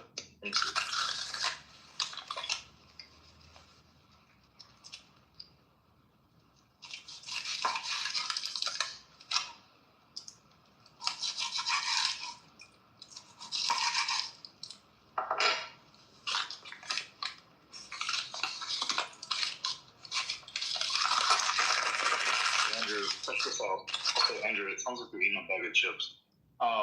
That 1,800 number is not living GMs. That's total GMs ever of all time. Holy moly. Yeah, so that's also the people that are dead, which is real interesting. So that means of all time, there's ever only been 41 women that have been GMs and only 1,772 men that have been GMs. So,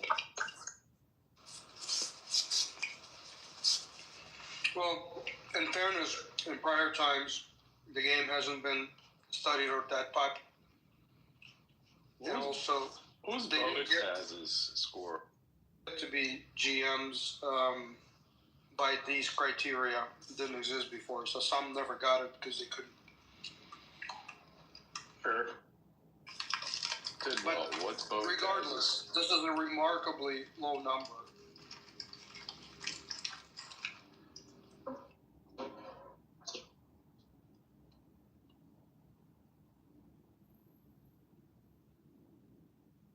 So some sources say that there's up to 2,113 GMs of all time. But anyways, of active, alive people, or active, because I think they only consider someone active or inactive, there's around 700 current active GMs that meet the criteria of the 2,500 plus performance in at least 3 tournaments kind of criteria. So of the total number of GMs that have ever existed, about a third of them are still active, but they don't go into whether or not they're inactive because of they're dead or not, which is kind of have to read between the lines on some of that.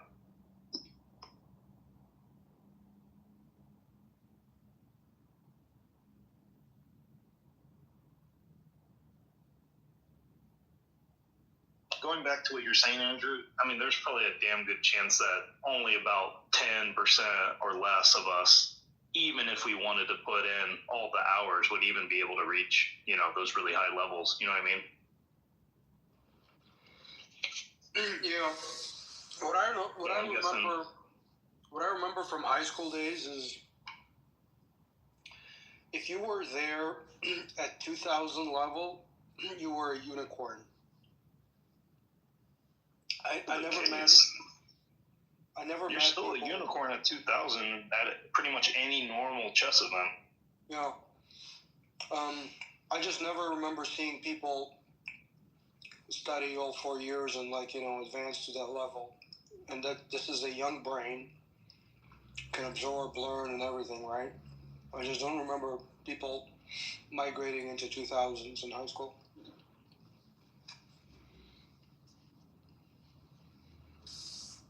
They were kind of already there, more or less.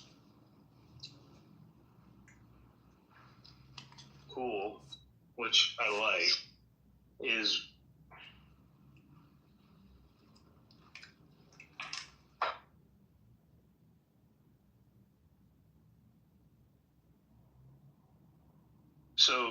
so one thing I kind of like is for a grandmaster, a GM, women and men have to compete by the same rule base for GM. So there's no hey, handicap, you have to have a lower rating or whatever, but they do have something called a WGM, which does have a lower rating, but a woman can get a GM title as well. So they I think this is probably a fair way of doing it, where it's if you want an actual, they don't just call it a GM, they call it a WGM, they make it specific.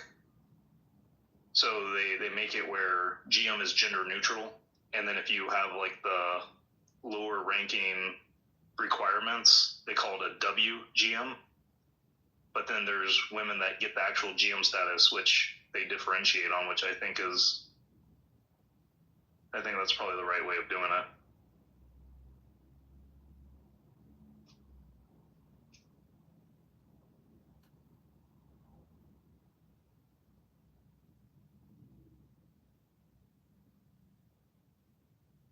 Yeah, but Andrew, you could probably get it. Is 2092. Andrew, you could probably get a WGM of 2300 if you put in enough work, but you would fail to meet one criteria to get a GM. I love your enthusiasm, ability, but I don't look good in a dress or a skirt. That's right. Yeah, that might be the one criteria you miss. That's probably the only blocker for you, right? To get into 2300 GM. Mm-hmm.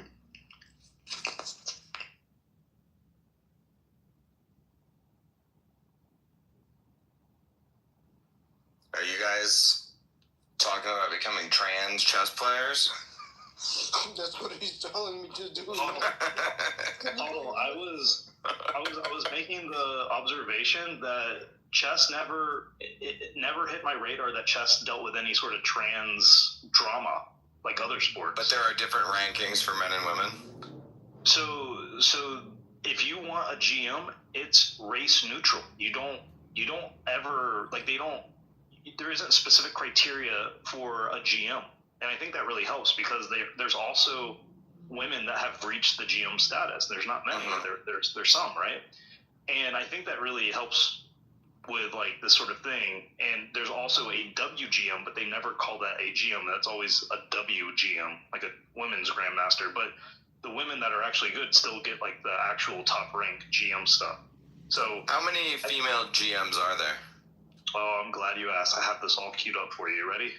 Yeah, hit me. So one thing that's interesting is GMs are measured like it's lifetime. It's not like how many are currently alive. It's like ever and active. So there's ever only been roughly 2,000 GMs ever in like all of history. And of that, 41 have been women. That sounds about right. And of those women, one reached the top 10. She was number 8 in the world, Judith Polgar, Hungarian. And the next rated highest lady ever got to position 143, just to give you sort of a distribution. So Judith was an extreme outlier. So not only was she a woman that got to the top 10, but like the next lady up like wasn't even in the conversation. You know what I mean? What is it about the female brain that makes it less good at chess? Well, I'm glad you asked that. Because women treat their pawns like children, and it's less likely that you're going to want to sacrifice your children on the chessboard. Now, men, on the other hand, are more brutal, and they're willing to sacrifice their children for the greater good. Is that true? No. It sounds good, though. I think it's funny, or I was trying to be funny on the fly. I'm not as good as Junseth and you, but I'm getting there. There's not, so I mean, I would imagine there's not as many women that are interested in chess to begin with, but certainly many women do play chess. Like, I mean, I don't know, when you go to a chess tournament, how many women are at like, what's the percentage that are women? The younger you are, the higher the distribution of, like, it being super mixed. And then it gets weeded out as you get older. It's kind of like kids with gymnastics. Everyone, like, under 5 or 4 years old, like, it's just pretty much 50-50, right? And then as the kids get older, it's like, where'd all the boys go, you know? You know, I've tried, like, occasionally to get into chess, and it just never has been interesting to me. I'm just not interested in it at all. Right, right. You might be a woman. It's fine. Maybe that's it. Yeah. I think it's because I wasn't. Nobody in my family played chess, so I wasn't exposed to chess at a young age. I didn't play chess until I was like 25. Right. And My 2-year-old is playing chess with me right now. Right. Obviously, he doesn't know what he's doing, but he's like moving the pieces around and like trying to play chess, like just learning the patterns of the pieces. Right. Like I was playing chess at 3 years old.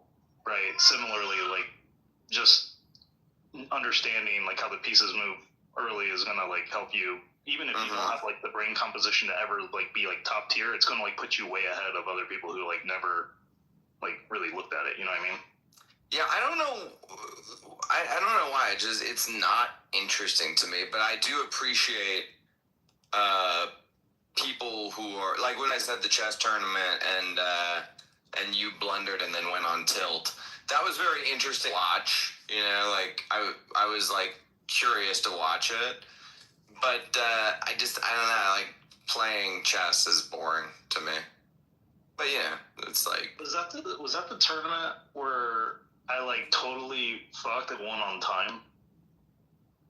It was a BitBlock Boom tournament, and you made a mental mistake against Rockstar, I think, and then you went on tilt and you kept making mistakes because of your one mistake. You like couldn't forgive yourself for your one mistake.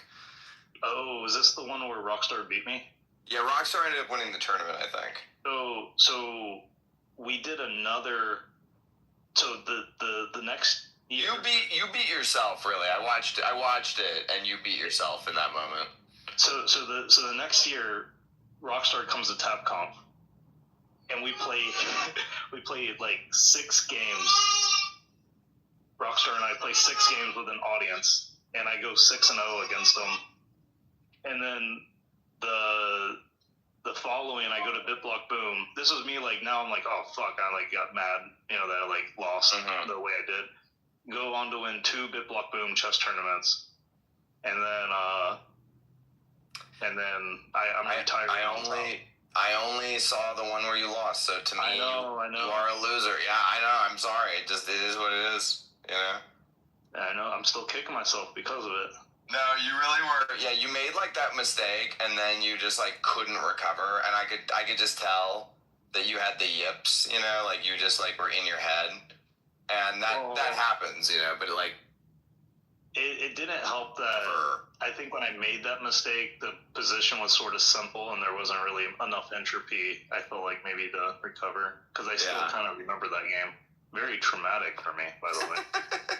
What is your ELO ranking or whatever? It's pretty low. On chess.com, it is pretty low. Do we lose Michael, or is it me? I mean, I'm still here. I didn't hear you for a second. Let me see. My stats are not impressive. My highest ranking is about 1600, which according to ChatGPT, pretty good. According to ChatGPT, if you spend 600 hours actually trying to get good at chess, you should be able to reach the level of 1600. If you spend 600 hours trying to get good at chess and like having like a study plan and wait, hold on, intense study, regular coaching, and serious play. In 600 hours, you too can be this good. Okay, so I just need to put in 10 hours a day for 2 months, and then I'll be as good as you are. If that's I mean, get a coach, regular coaching, serious play, intense study. Yes. I'm gonna do that, and then just show up at BitBlock Boom or TabConf and just destroy you. Yeah. That'd be so funny. It's like so unexpected. It's like, Hollow, what are you doing here? Yeah, I just got good at chess, bro. What's up? Oh, I'll be good at chess. Yeah. Like, how'd you make it to the final round? Like, what happened? I like strategy and stuff, but I just, I don't know. Chess just ain't my thing, dog. Did you ever meet Ella? She was the captain of the Harvard chess team. She's a Bitcoiner. She used to be on this app, but she hasn't been on the app for a while. Dude, if she was on a college chess team, she's probably way better than me. Captain of the Harvard team. I know, she was probably... I'm guessing she was like in the 2000s. I think she had a 2000 something. I can't remember what it was, but it was a 2000 something. And she was, there was a time in here, Michael, when she played like 6 people like at once and defeated everybody like in 5 minutes. You know, it was like, and all 6 people were like pretty decent chess players. It's so crazy, like how very smart. She went to work for a hedge fund. If someone's rated like 2000 and someone's rated like 2100, the difference there is so immense. Like it's so kind of like what is like a Magnus Carlsen? What's his rating? Like 28 something, 2900 something. So it's like really up there. Is anyone at 3000? Well, I mean, Magnus at one point was 3000, but these ratings, when there's only like a few people over 2800, these ratings don't really mean a whole lot. It's just really relative to like, because if you're at, let's say you're at 2900 and the next rated person is 2700, who are you going to play to up your rating? You know what I mean? You can only lose. You need to like have other people get good so you can like boost yourself up. So it's like kind of inflation resistant, if that makes sense. So there's it sort seems of like it seems like Magnus is on the downslope in his career. Is that right? Like I said, like these numbers get inflated and deflated naturally as... I mean, not about his number, but more like he was so dominant, nobody could beat him, and now people are starting to beat him. No, he's super dominant still. Didn't the Indian guy beat him? Yeah, but I mean, when you play a fucking 100 games, you're gonna lose a few here and there, and those are gonna make big news. Yeah. Like he's still super dominant. Is he the best? Is he the best chess player that ever lived?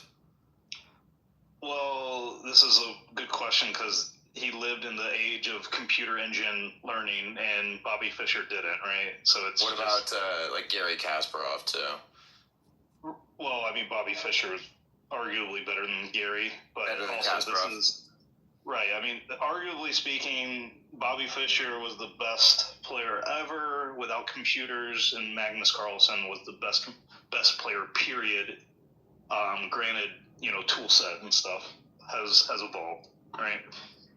Like if you were able to have an engine immediately tell you what the best move is, and then you can understand why, that's a different thing than not actually knowing and then assuming things and then realizing 10 years later, oh, this was bad, versus an engine telling you that in like 1 second, Yeah, totally.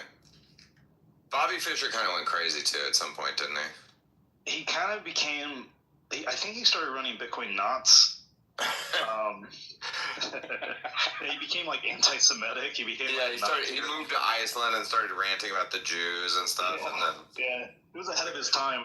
The quality of his play went down like significantly. Yeah. Like he went Kanye before it was cool. He was the best American chess player ever, right? Like there's never been a better American. No. There's this guy named Hikuro, that is American, who is considered to be the best of all time, pretty much. Oh, really? He's better than Fischer? He's been like a top 3 player for like a decade. He's like a Asian American.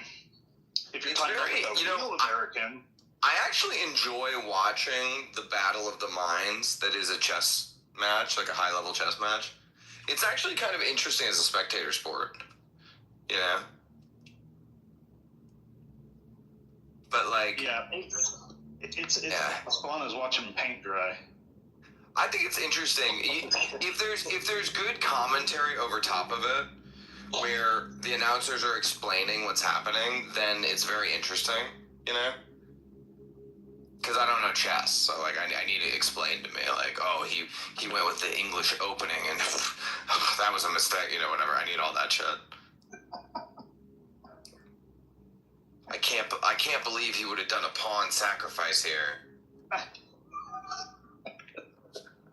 don't know any Chester.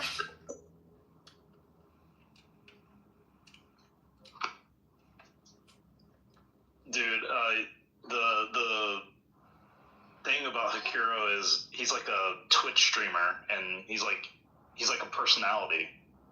So like he makes more money from his Twitch stream than he does from like tournaments now. Like that's how big, like, that's like the meta right now. If you're a chess player, you become an entertainment chess player. Kind of like the video game guys, similar kind of thing.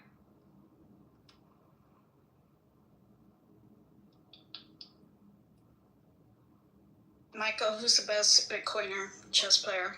Was it Jimmy Song? I beat his ass a few times, but he is good. But Did you beat him? Yeah, I beat him. Michael's very good, except for the one time I was watching. Yeah, honestly, that tournament I was in should have been mine, but it wasn't because Hoddle was watching me, and I get very nervous when Hoddle watches me. I'm disappointed because I've watched you too, and I've never seen you fumble it. Hoddle will be a lead investor in whatever company I end up starting. That's right. So I get very nervous when he's around me. But the Hikuro Nakamura is his name, and he's rated 2816, number 2 in the world. Personality, he's like the most entertainment-based personality. Wait, what? I feel like someone asked me a question. Oh, Jimmy Song. Oh, the best chess player is a guy named Martin that I know of. He's a FM or IM international master. He was rated about 24 something. He decided to get into Bitcoin because it's like a chess player that came like 2600 plus actually doesn't have a real career in chess, unfortunately, or fortunately, I don't know. So he became a Bitcoin core developer, learned C++, and apparently being really good at chess translates to being able to code in C++ and be a Bitcoin dev. So that's what he does, and his name is Martin. And do you know Muzz? Yeah, is Muzz good? No, well, yeah, I mean, it's Muzz. I like Muzz. Zell is like a ranked player. Oh, Zell is too? Yeah. David Zong, yeah. David, and David Zell, right? Whatever. Just Zell. David Zell. But what I was gonna say is the Muzz ran a tournament at TabConf. Found out, so Martin just dominated me. I mean, dominate's the wrong word. He gently put me to sleep. He won pretty easily the entire tournament, and Muzz got upset that an international master entered the tournament without identifying himself. And I think this is kind of funny. People have like conversed with Muzz, right? Like Jarvis, like you know how like he sounds and like his personality and stuff. He doesn't seem smart. Oh, come on, let's be nice. No. I thought that's what you're saying. Like, I'm willing to believe. No. Like, His personality is just so like, look, man, like, oh my gosh, like, like, this is not right. Like, it's just like, I don't think he's dumb or anything. It's just he comes off like in a sort of a like, kind of like takes life, kind of like. No, I think we're saying the same thing. Anyways, so yeah, this is the only chess tournament. He comes off like a stoner, like pro. Right, but like almost like it's like a defense mechanism, so he doesn't have to take life too serious, kind of thing. But I do think he's like kind of smart. Anyways, he is smart, yeah.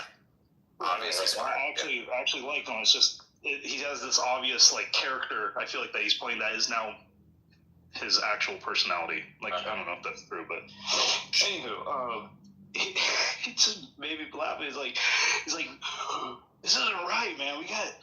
I'm gonna take the. He's not gonna win the money. No, he can't. No, we're not gonna do this. You cannot win the money. And this is the only time I ever like have seen any chess tournament where someone won and then they were like, no, you're too good. And he's like, well, I'll donate the money. And so he donated the proceeds. How much money was it? I don't know, like probably less than $1,000. Yeah. And in today's money, probably like way more than $1,000. But at the time, I don't know, like maybe like $300-400 max. In Bitcoin terms, yeah. In Bitcoin terms, like probably $2,000-3,000 now. But he donated the money to the communist, to the woke. What did Max Kaiser say? The woke, transgender, trans, sexual. I don't know. What is? Yeah. Anyways, that's horrible. I want that on. I think. Which trial? The Trump assassin. Oh yeah, he tried to stab himself in the fucking neck with a pen. Yeah. Seems like a really stable individual. No, I saw that. It seems like a very stable individual. That was the guy who was hiding at the Palm Beach golf course, yeah. Right? Yeah. Yeah, that guy fucking, what a whack job he is. Tried to stab himself in the neck with a pen. In the middle of federal court. That's a dramatic moment. Yeah, I saw did you see the illustration of it? Sketch, yeah, it's crazy. Yeah, I know, it's crazy. The illustration is one of the craziest things I've ever seen come out of federal court, because usually in federal court, those sketches are everyone's very dour, and just kind of morose. And this is like a very lively scene, like the most lively scene I've ever seen, I think. The sketch, like, why they have all of the walls at the courthouse. They have to frame that one. It's got to be. It's a very exciting. The illustrator was probably like, "Oh my god, this is the best day of my career." Why do they do, Zach? Do you know the etymology behind like why they do those illustrations? They don't like cameras in. No, but I know that. But why in that specific style? Oh, and yeah. Good question. I don't know. But I'm sure. You know what I mean? Like, yeah. Couldn't you take a photo and then turn it into an illustration? Like, couldn't you have something in a little more detail? You're not allowed to have cameras at all. It must be that is like the quickest way to draw things in real time, would be my guess. It must be, right? Yeah, it's like watercolor, and they're always like very quick, brief. Yeah, I think it might be like crayons or colored pencils. But if you ever go to a federal court, you can see the guy like doing it. Why is it so like? it seems like we should have more transparency to what happens in federal court. Like, what is the rationale for them keeping cameras out? House rules, maybe. Yeah, I'm not sure. I mean, the transcripts are public. I know, but don't you think we, as the public, kind of deserve a higher level of transparency with federal court? Well, it's also open to the public. You can go. Yes, but it's open to like however many people can fit in the courthouse, and like I think the rationale is like federal judges in particular are really supposed to be immune from any kind of politics, and having it be like a national news spectacle in real time might undermine that. I think that's what it's about. But like the press goes, there's plenty of reporting. Ordinary people can go. Like I went to both the Samurai and Tornado Cash trials, and I seemed like those were open to the public. I didn't have any special access. I just walked in, and like I don't know, you know, the states draw lines in different places. I think some states don't allow cameras, but the federal system they choose not to allow it. The U.S. Supreme Court also doesn't allow cameras, but they do allow audio recording. Right. I don't know. It just seems like we demand we should demand a higher level of transparency from our government. Is there something like that having video would be transparent about, that a word-for-word transcript plus allowing the public access and reporters access doesn't give you? Like, I think crowded courtrooms, they do a spillover room where they have closed caption. You can watch what's happening on CCTV. I think it's because video is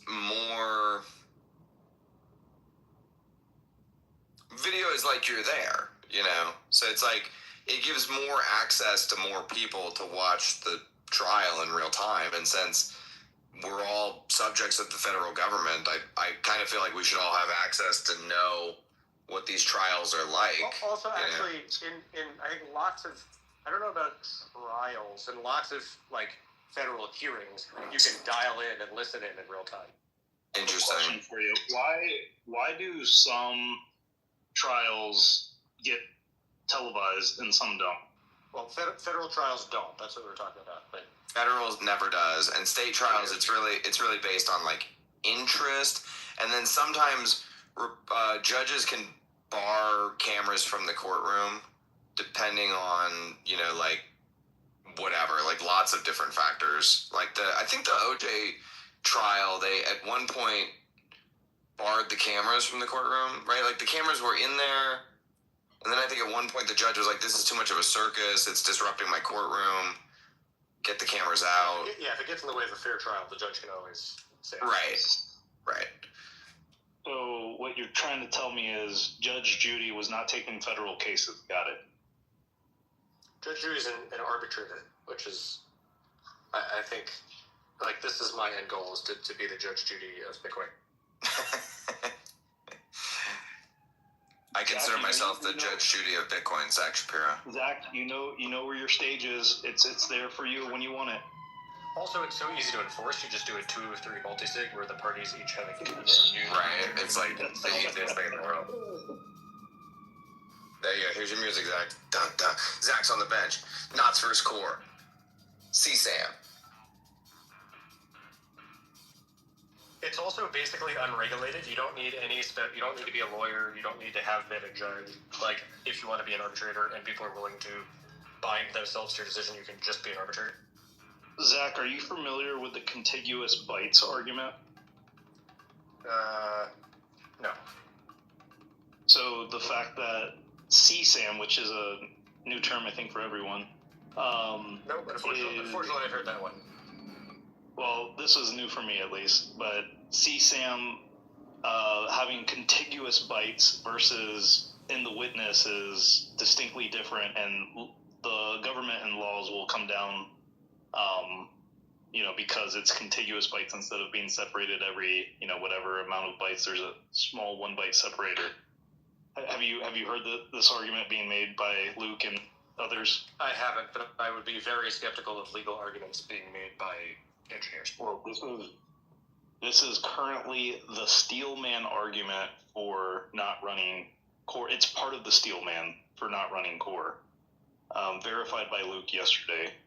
I would be willing to stake a lot of money on there is not a reasonable legal theory that gets you in trouble for child porn images if you were unquote. Man, has anyone like just told Mechanic this on Twitter? And They get mad at Zach for saying. Yes. They get very mad at Zach for saying things like this. They accuse him of all sorts of things. Okay.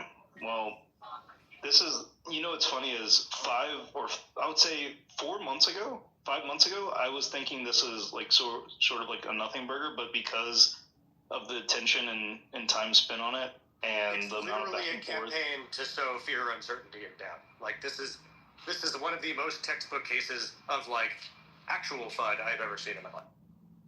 Right, but what I'm trying to say, well, sure. The point I'm trying to make, in case it's not clear, is I really do think that this is doing damage in terms of effort to combat and question and answer endless pits of concern, upset FUD.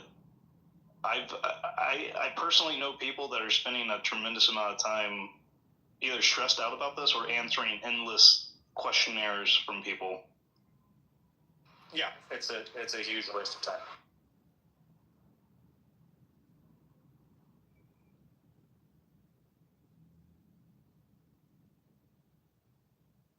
Well, we talked about this the other day and landed on a pretty decent analogy.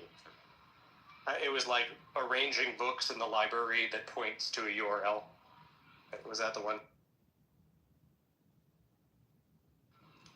Anyway, running a node and not it's not the same thing as downloading a child porn.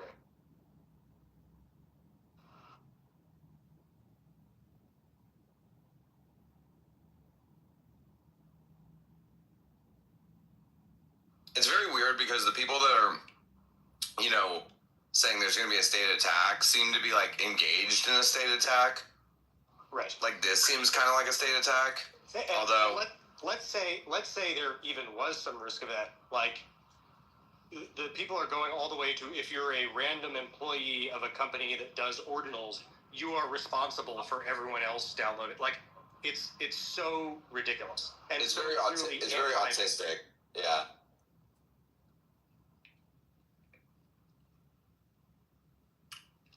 The CSAM thing is just an emotive argument, by the way, because they didn't.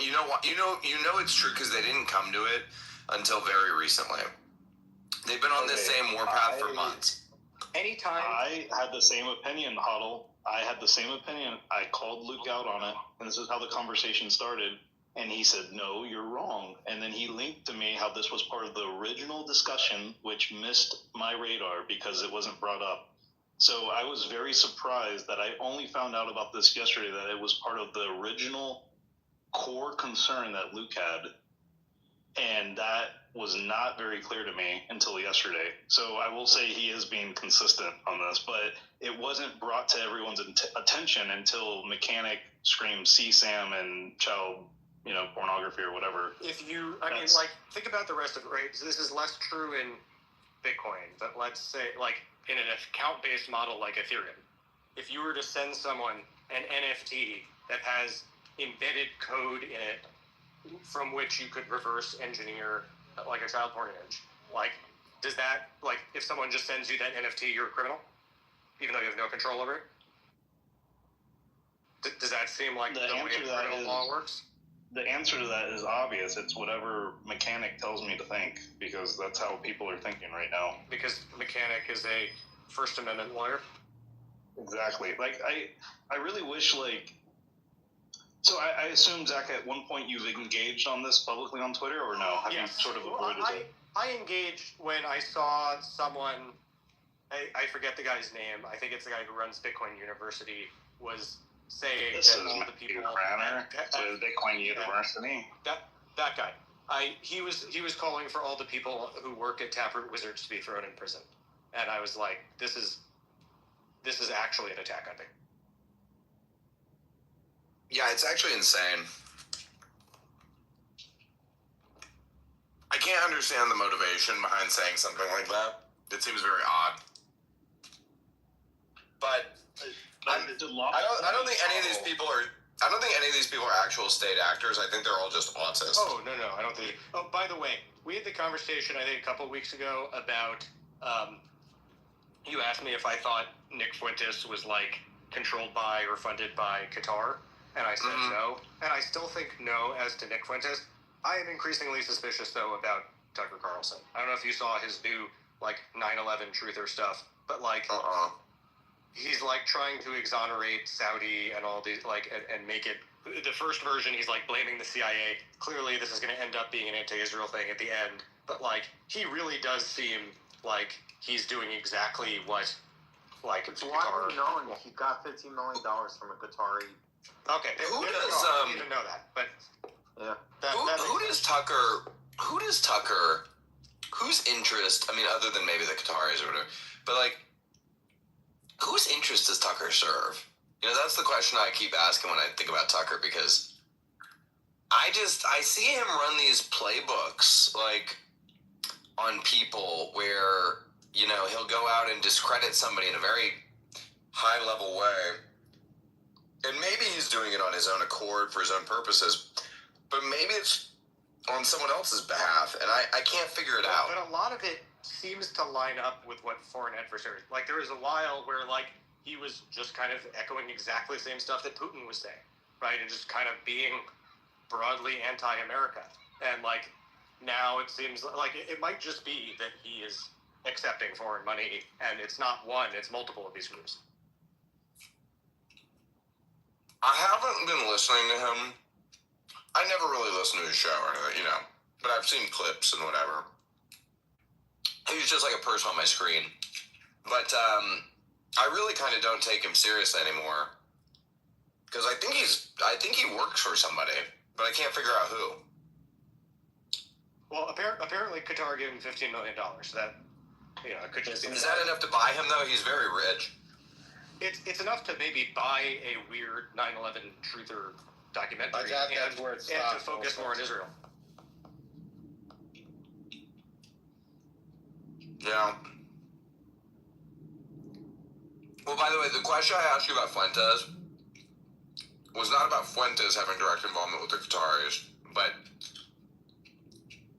the question was more specific as to, do you think that Fuentes hitting all of our social media screens is because of the Qataris? No, I think it's because of the anti-woke Twitter algorithm. He is blown up on my Twitter feed. The algo all the time is pushing his videos. He's the new Andrew Tate. He's taken over the algo.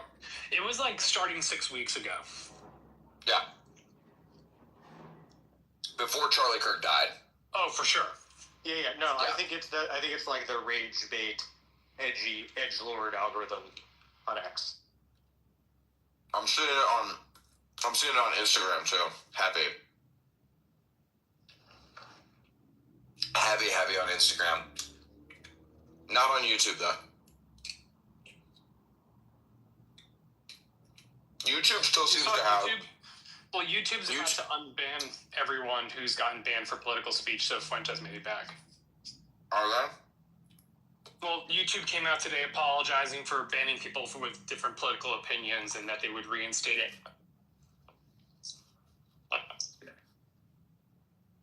I don't trust it.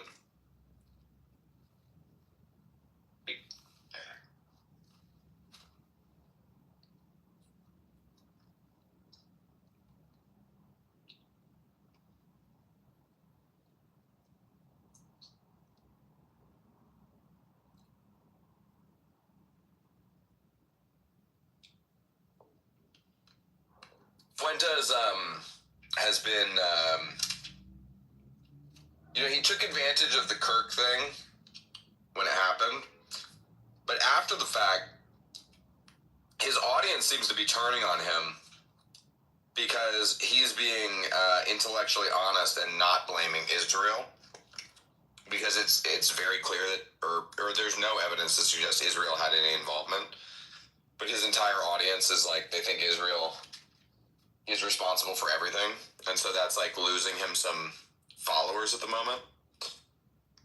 It's the same thing as, like, in a different way, the Dennis Border thing. Like, people Like, it's really, like, it's disappointing to see this again. Again, people don't want truth. They want what they want to hear. Yes. No matter what political side they're on. Sure. Or even non-political things, like the Dennis Ford incident. Yeah. Everybody wants their biases confirmed. That's the main product that social media sells, whether it's showing you people who agree with you in an echo bubble or showing you people who, like, are the enemy that you expected to see and bring you into rage bait. Like, the main product of social media is the type of dopamine that comes from having your biases confirmed. You know, it actually wasn't an accident either. It was designed that way. Not for malicious purposes, but because that's what people assumed would be a better model. So, like... Well, they train the algorithm for DAUs and MAUs because that's how Wall Street values, or at least did value these companies. But even before then, the broad theory about the new way we were going to engage with media was going to be specific algos and feeds tuned for our interest and likes, which makes sense because it's like, you know, when you used to read the newspaper, there was a lot of stuff in the newspaper that you didn't give a fuck about, and that's why people would just read certain sections of the newspaper. They wouldn't read the whole newspaper, and you were seen to be a very informed person if you read the whole newspaper cover to cover. But you know, so they were like trying to like atomize it basically, but the atomization created a tribal quality that has been unmaking society. I don't know, not an easy problem to come back from.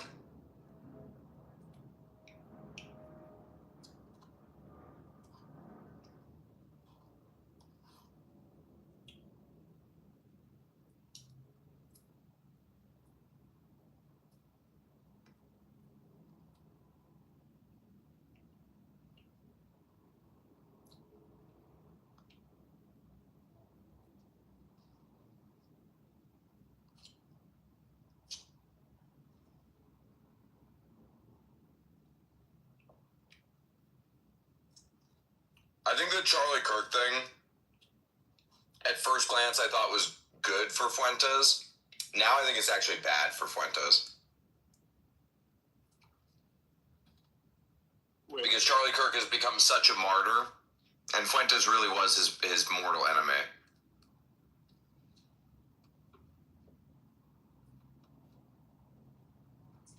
Well, that's good news, I guess. Like, if people really... I do think that, like, you know, if we're being really honest about Charlie Kirk, a lot of what he was doing was a troll, and he did say things that he knew would offend people, whatever. Of course, you're allowed to do that, and on balance, his views are mainstream Republican. But, like, if the outcome is we're just gonna, like, focus on the good stuff that Charlie Kirk did, of which there was a lot, and whitewash it, and, like, the message is people should live by the idealized version of Charlie Kirk, that's a great outcome.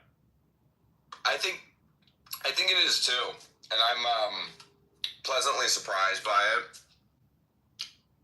You know, I mean, that was the thing I thought was very stupid about the left-wing response to, like, the memorial service that happened the other day. Because they were like, oh, look at that, it's all sanctimonious, and it's Christian nationalism, and it's this and that. And it's like, this is so preferable to the alternative, you know? This could have been the moment the right decided we're going to kill everybody. Like, it could have been that moment. And thank God it's not. Like, I think Erica Kirk getting up there. It felt that way a little bit in the beginning. Well, that's the difference between the right and left, is that you know, the right can at any point decide they're going to kill everybody and then actually do it. The left cannot do it. Like, so it's very nice to see the side of America that has all the guns praying quietly and, you know, trying to come to grips with what happened rather than taking to the streets. Because the minute that side takes to the streets, it's the end of the country. But it could have gone a different way.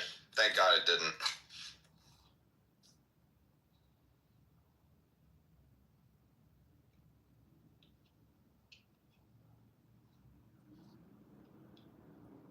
Do we think this is the end of Dennis Porter? Like, I am surprised, actually, at the level of like, I thought everyone knew that his chick was overhyping stuff, and like, they were stupid for falling for it this time. But people are angry.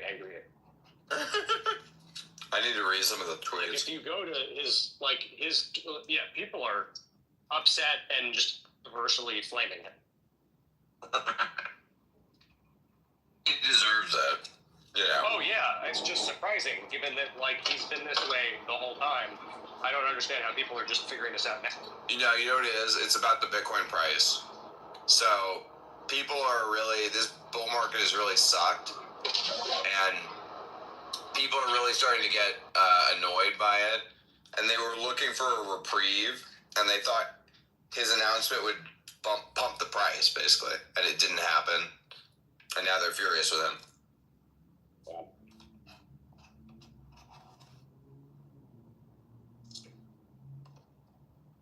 Maybe it sticks. Maybe the arc of history does bend towards justice.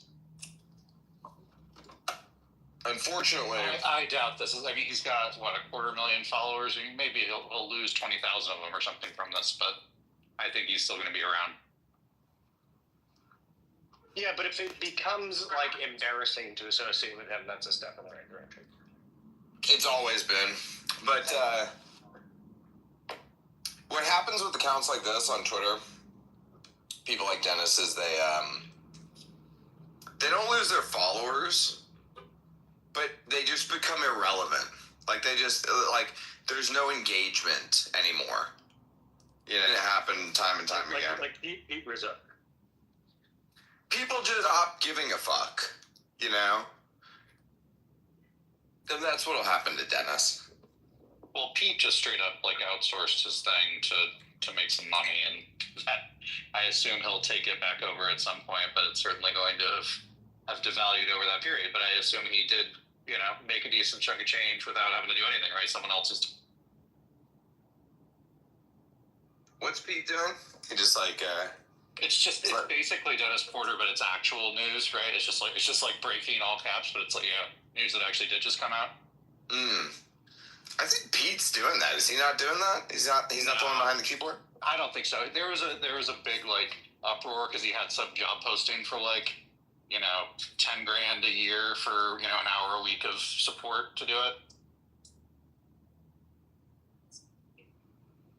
He's doing the Bitcoin Treasuries thing with NBK, isn't he? Remember, sir?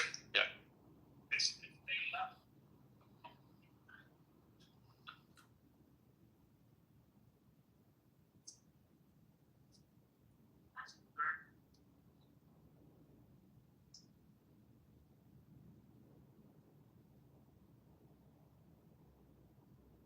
Yeah, I think he's doing a few different things.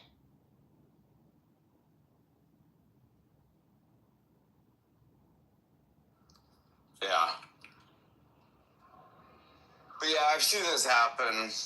People get famous or infamous or whatever for something, and then everybody just gets bored with it. That's how, with a whimper.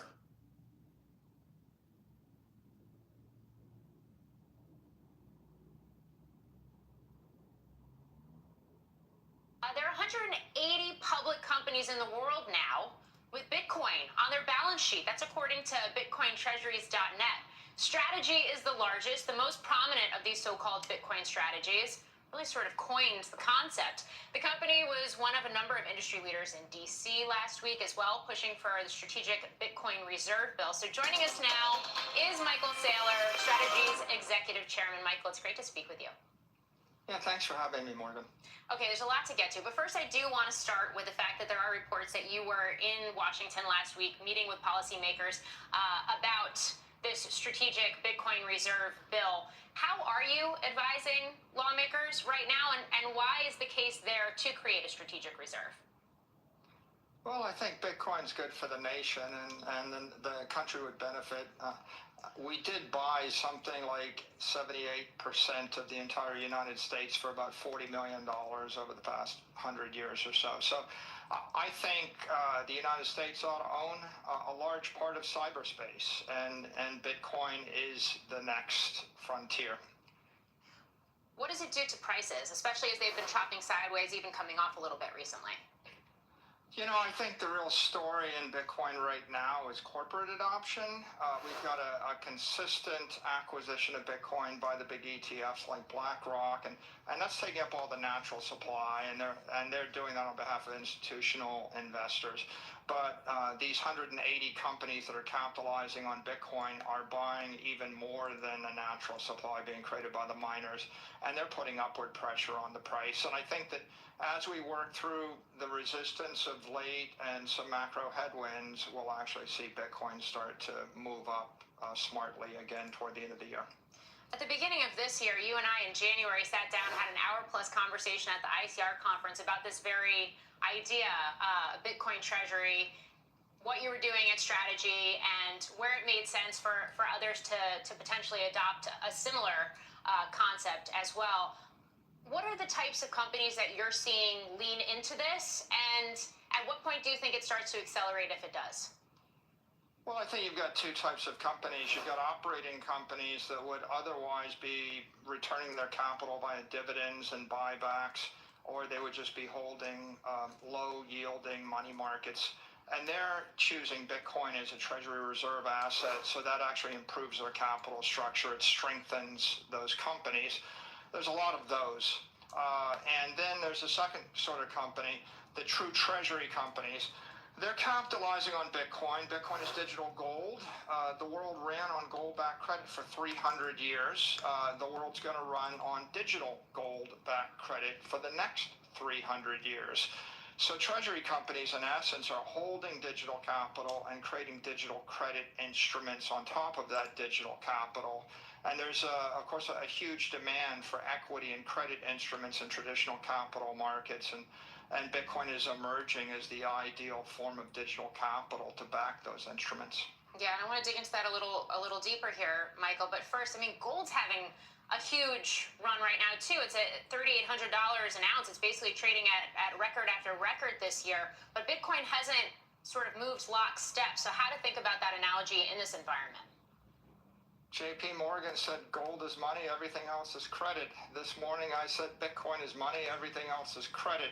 The success of gold is indicative of the demand of mainstream investors to have a bearer instrument that's a long-term store of value, that's not a currency derivative and doesn't have counterparty risk to a corporation. Gold fits that bill. Bitcoin fits that bill even better, and it's sort of got the digital upside. You know, you can't teleport gold, and you can't program gold to vibrate at 1 million times a second on a computer. So Bitcoin is the technology version of gold. It's digital gold. It's going to be, in my opinion, 10x bigger than gold, but they're the same idea.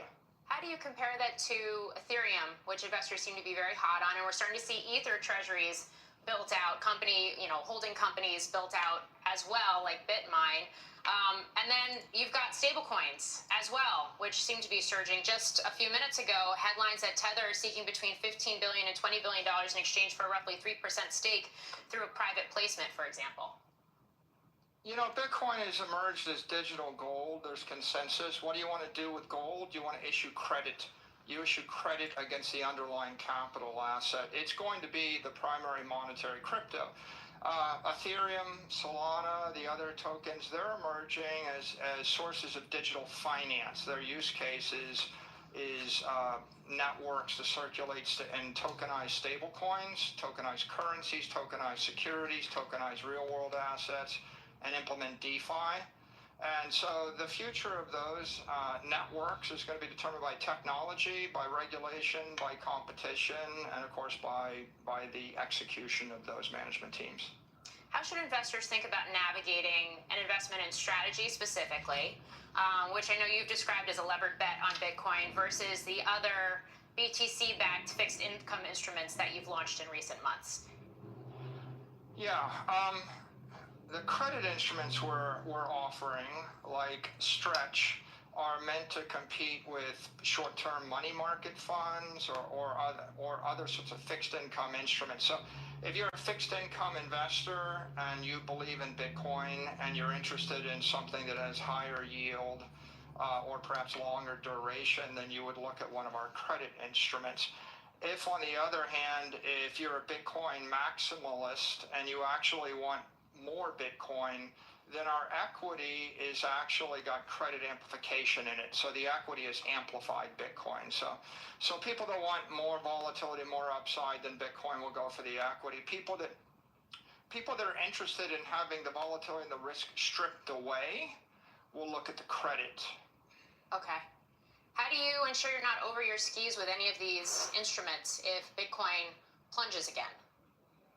Well, we've got about 70 to $75 billion of Bitcoin. We've only got about $6 billion of these preferred credit instruments outstanding, so it's not even 10%. And of course, the preferreds never come due, and so they're not really leverage. I could say that we've got a PhD in leverage at strategy. We lived through the crypto winter, so we've constructed a balance sheet that could handle any conceivable drawdown and continue to perform. So how do you respond to some of the critics out there? Jim Chanos a couple days ago saying that your tactics to boost returns are quote-unquote financial gibberish. As I would say, for 300 years, the entire Western world ran on gold-backed bonds. What we're doing is distilling yield, duration, and we're offering those in digital credit instruments. We're stripping away the volatility. We're stripping away the risk. And there's a huge number of people in the world that want some sort of digital credit instrument. The ones we're offering are higher yielding. They may be more liquid. And they may be longer duration than all the comparable credit instruments out there. The only way to create them is using digital capital, and Bitcoin is digital capital. I think the short sellers don't understand the use case of digital credit built on digital capital because they've never seen it before in the history of the capital markets. Well, we appreciate you coming on to talk about it. Michael Saylor of Strategy, great to have you. Thank you.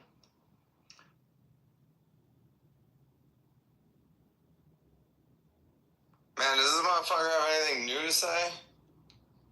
Same boring shit I've heard a million times. Asking him the same shit. What do you want? It's the same shit. He never has anything new. Bitcoin's an ethereal fountain in cyberspace where you can go and, I don't know, keep your money safe from calamity or whatever. Like, cool. We get it, bro. That's the message, yeah. You gotta keep saying it.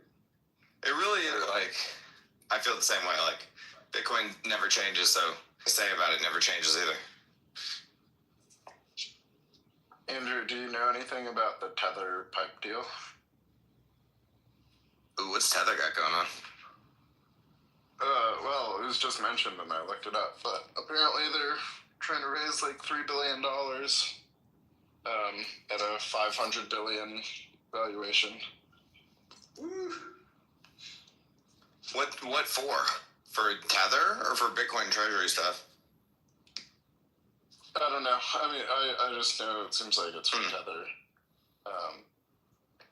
It's a good business, man. I don't understand why they would want to raise other than to just, I don't know. Like, it seems like they have more money than they know what to do with. I know, right? Like, what is the point of the raise? Maybe it's to pass the hat and basically get some strategic partnerships going on. Yeah, or just like have more, I don't know, the safety of being in American markets. Like, well, yeah, that's what I was saying. Like, you invite JP Morgan Chase into your deal, and then suddenly, like, you know, you can make phone calls to regulators. Oh, they're raising 15 to 20 billion for 3% stake. God damn. God damn. Man, isn't it amazing? Any of us could have thought of Tether at any time. There was nothing unique about that idea. The young kid did. I know. Good for him. Yeah, it's through, I think Cantor is acting as their lead advisor, which I'm like 1 degree away removed from the kids running Cantor who went to Stanford, and I'm friends with some guys who are in their frat. apparently they're like pretty dumb. Word on the street, but well, the rest of the people at Cantor are not dumb. So yeah. I'm sure your frat bros are though. Yeah. The Letnicks. The Letnicks of the world are not dumb. That's what losers say to make themselves feel better. Oh yeah, they're dumb. They're dumb. They're only raising $500 billion valuation. It's Andrew's right. That is like a a thing. I haven't met him, but yeah, I don't know. In some circles, yes. In some circles, it's like I don't know. Like I don't know. At Stanford, there's like kind of smart kids, and then kids who got in for other reasons, whether it be like parents or sports or it's affirmative action or whatever. Yeah, it's the same in every school. Yeah. And I don't know. I haven't met the Letnicks. Maybe they're actually really smart. They said Howard Letnick seems pretty intelligent. You have to be smart enough. Okay, you don't have to be the smartest. Remember that. Yeah. Beyond that, you gotta put in the work, and then your network, your connection. Andrew's right. It's just about being smart enough, and then having like grit, determination, social charm, balls, courage, risk tolerance. Yeah. Politics sometimes on your side. The intangible. If you asked me, like, you could have your son be 150 IQ. Or you could have him be 115 IQ with all these intangibles. I would obviously take all the intangibles. Yeah. Every time. Yeah, good point. Now, if you're 150 IQ and you have all the intangibles, then you run the world. You know?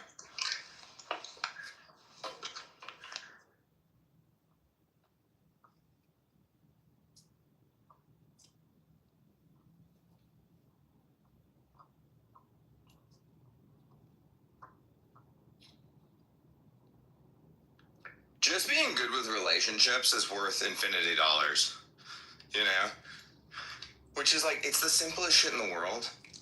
It really is just treating people like they matter, remembering their name, caring about what they think or what's important to them.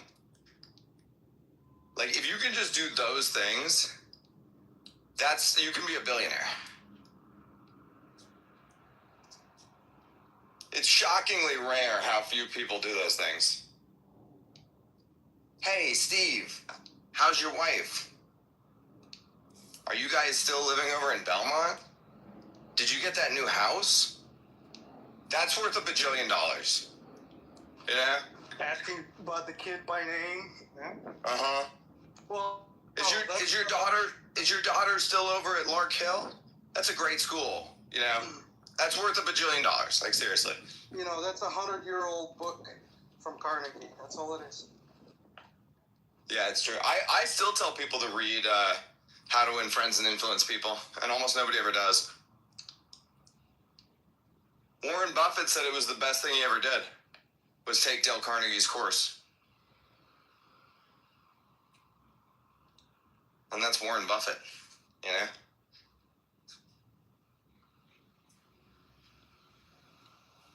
I think that's one of the things that has happened, like, too, with our, like, in elite society, is that, like, we've lost actually a lot of this, you know, like, cotillion-esque, like, pomp and circumstance, like, finishing school, like, sort of, like, just manners, you know? Like, we've lost, like, the basics of civility. And man, if you just focused on the basics of civility, you would just like print money.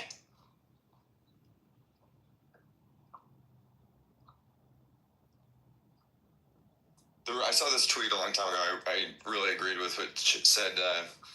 You want the shortcut? There is no shortcut. Like, fucking do everything correct. Treat everyone with respect. Show up early. Be on time. Do the right things, care about your customers, care about your employees, care about your business partners, Still make time for your wife and your family, and your this and your that, and your friendships. It's just about doing a million things correctly. That's the secret. But all the things are easy. They're simple. That's the thing. They're all simple things. But if you do them consistently, like there's like a Tony Dungy quote where he says, winners don't do extraordinary things. They just do ordinary things so fast and so often and with such precision that it becomes extraordinary. But they're all just ordinary things. You don't win a football game by flipping over the defender to catch the football in the end zone. You know, you win a football game by consistently blocking, like consistently, you know, making the defense fear the run. Just basic shit. Same is true in life and business.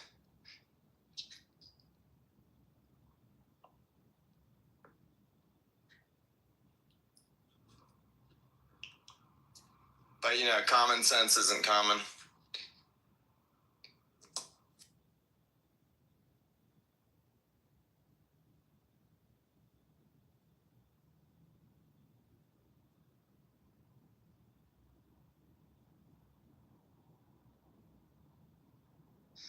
Andrew, did you see that Elon Musk has been tweeting scripture since the Charlie Kirk thing? Yeah, remember I tweeted you? I'm like, what's going on? Yeah. Yeah, that's, I don't know. I think it very much affected him. Yeah. Because he realized it could have been him. You know? That they would say this sort of same horrible stuff about him if somebody killed him. Yeah. Well, I hope he attends church or something. It would be interesting if he does. The Elon Christian arc would be fascinating. Ooh, I have an idea. I'm gonna text the Manster and tell him, ping Rogan. Here's what Elon's been tweeting. Ping Rogan, tell him to call him, invite him to church. Does the pastor know Rogan? Is Rogan the one who's been going? Yeah, he attends this. Yeah, totally. Alright, I need those tweets. Getting Elon to come to church would be amazing. Yeah.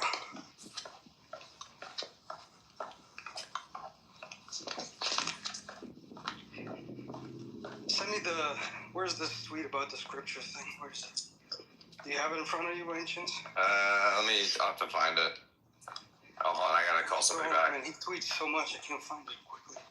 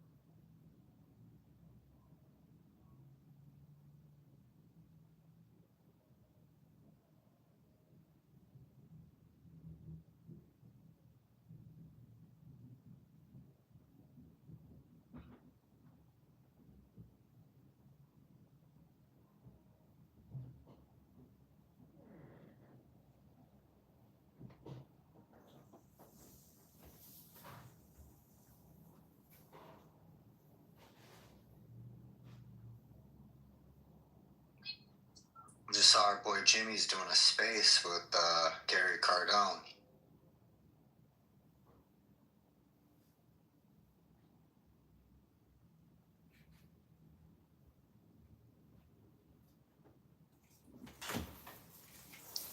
Link.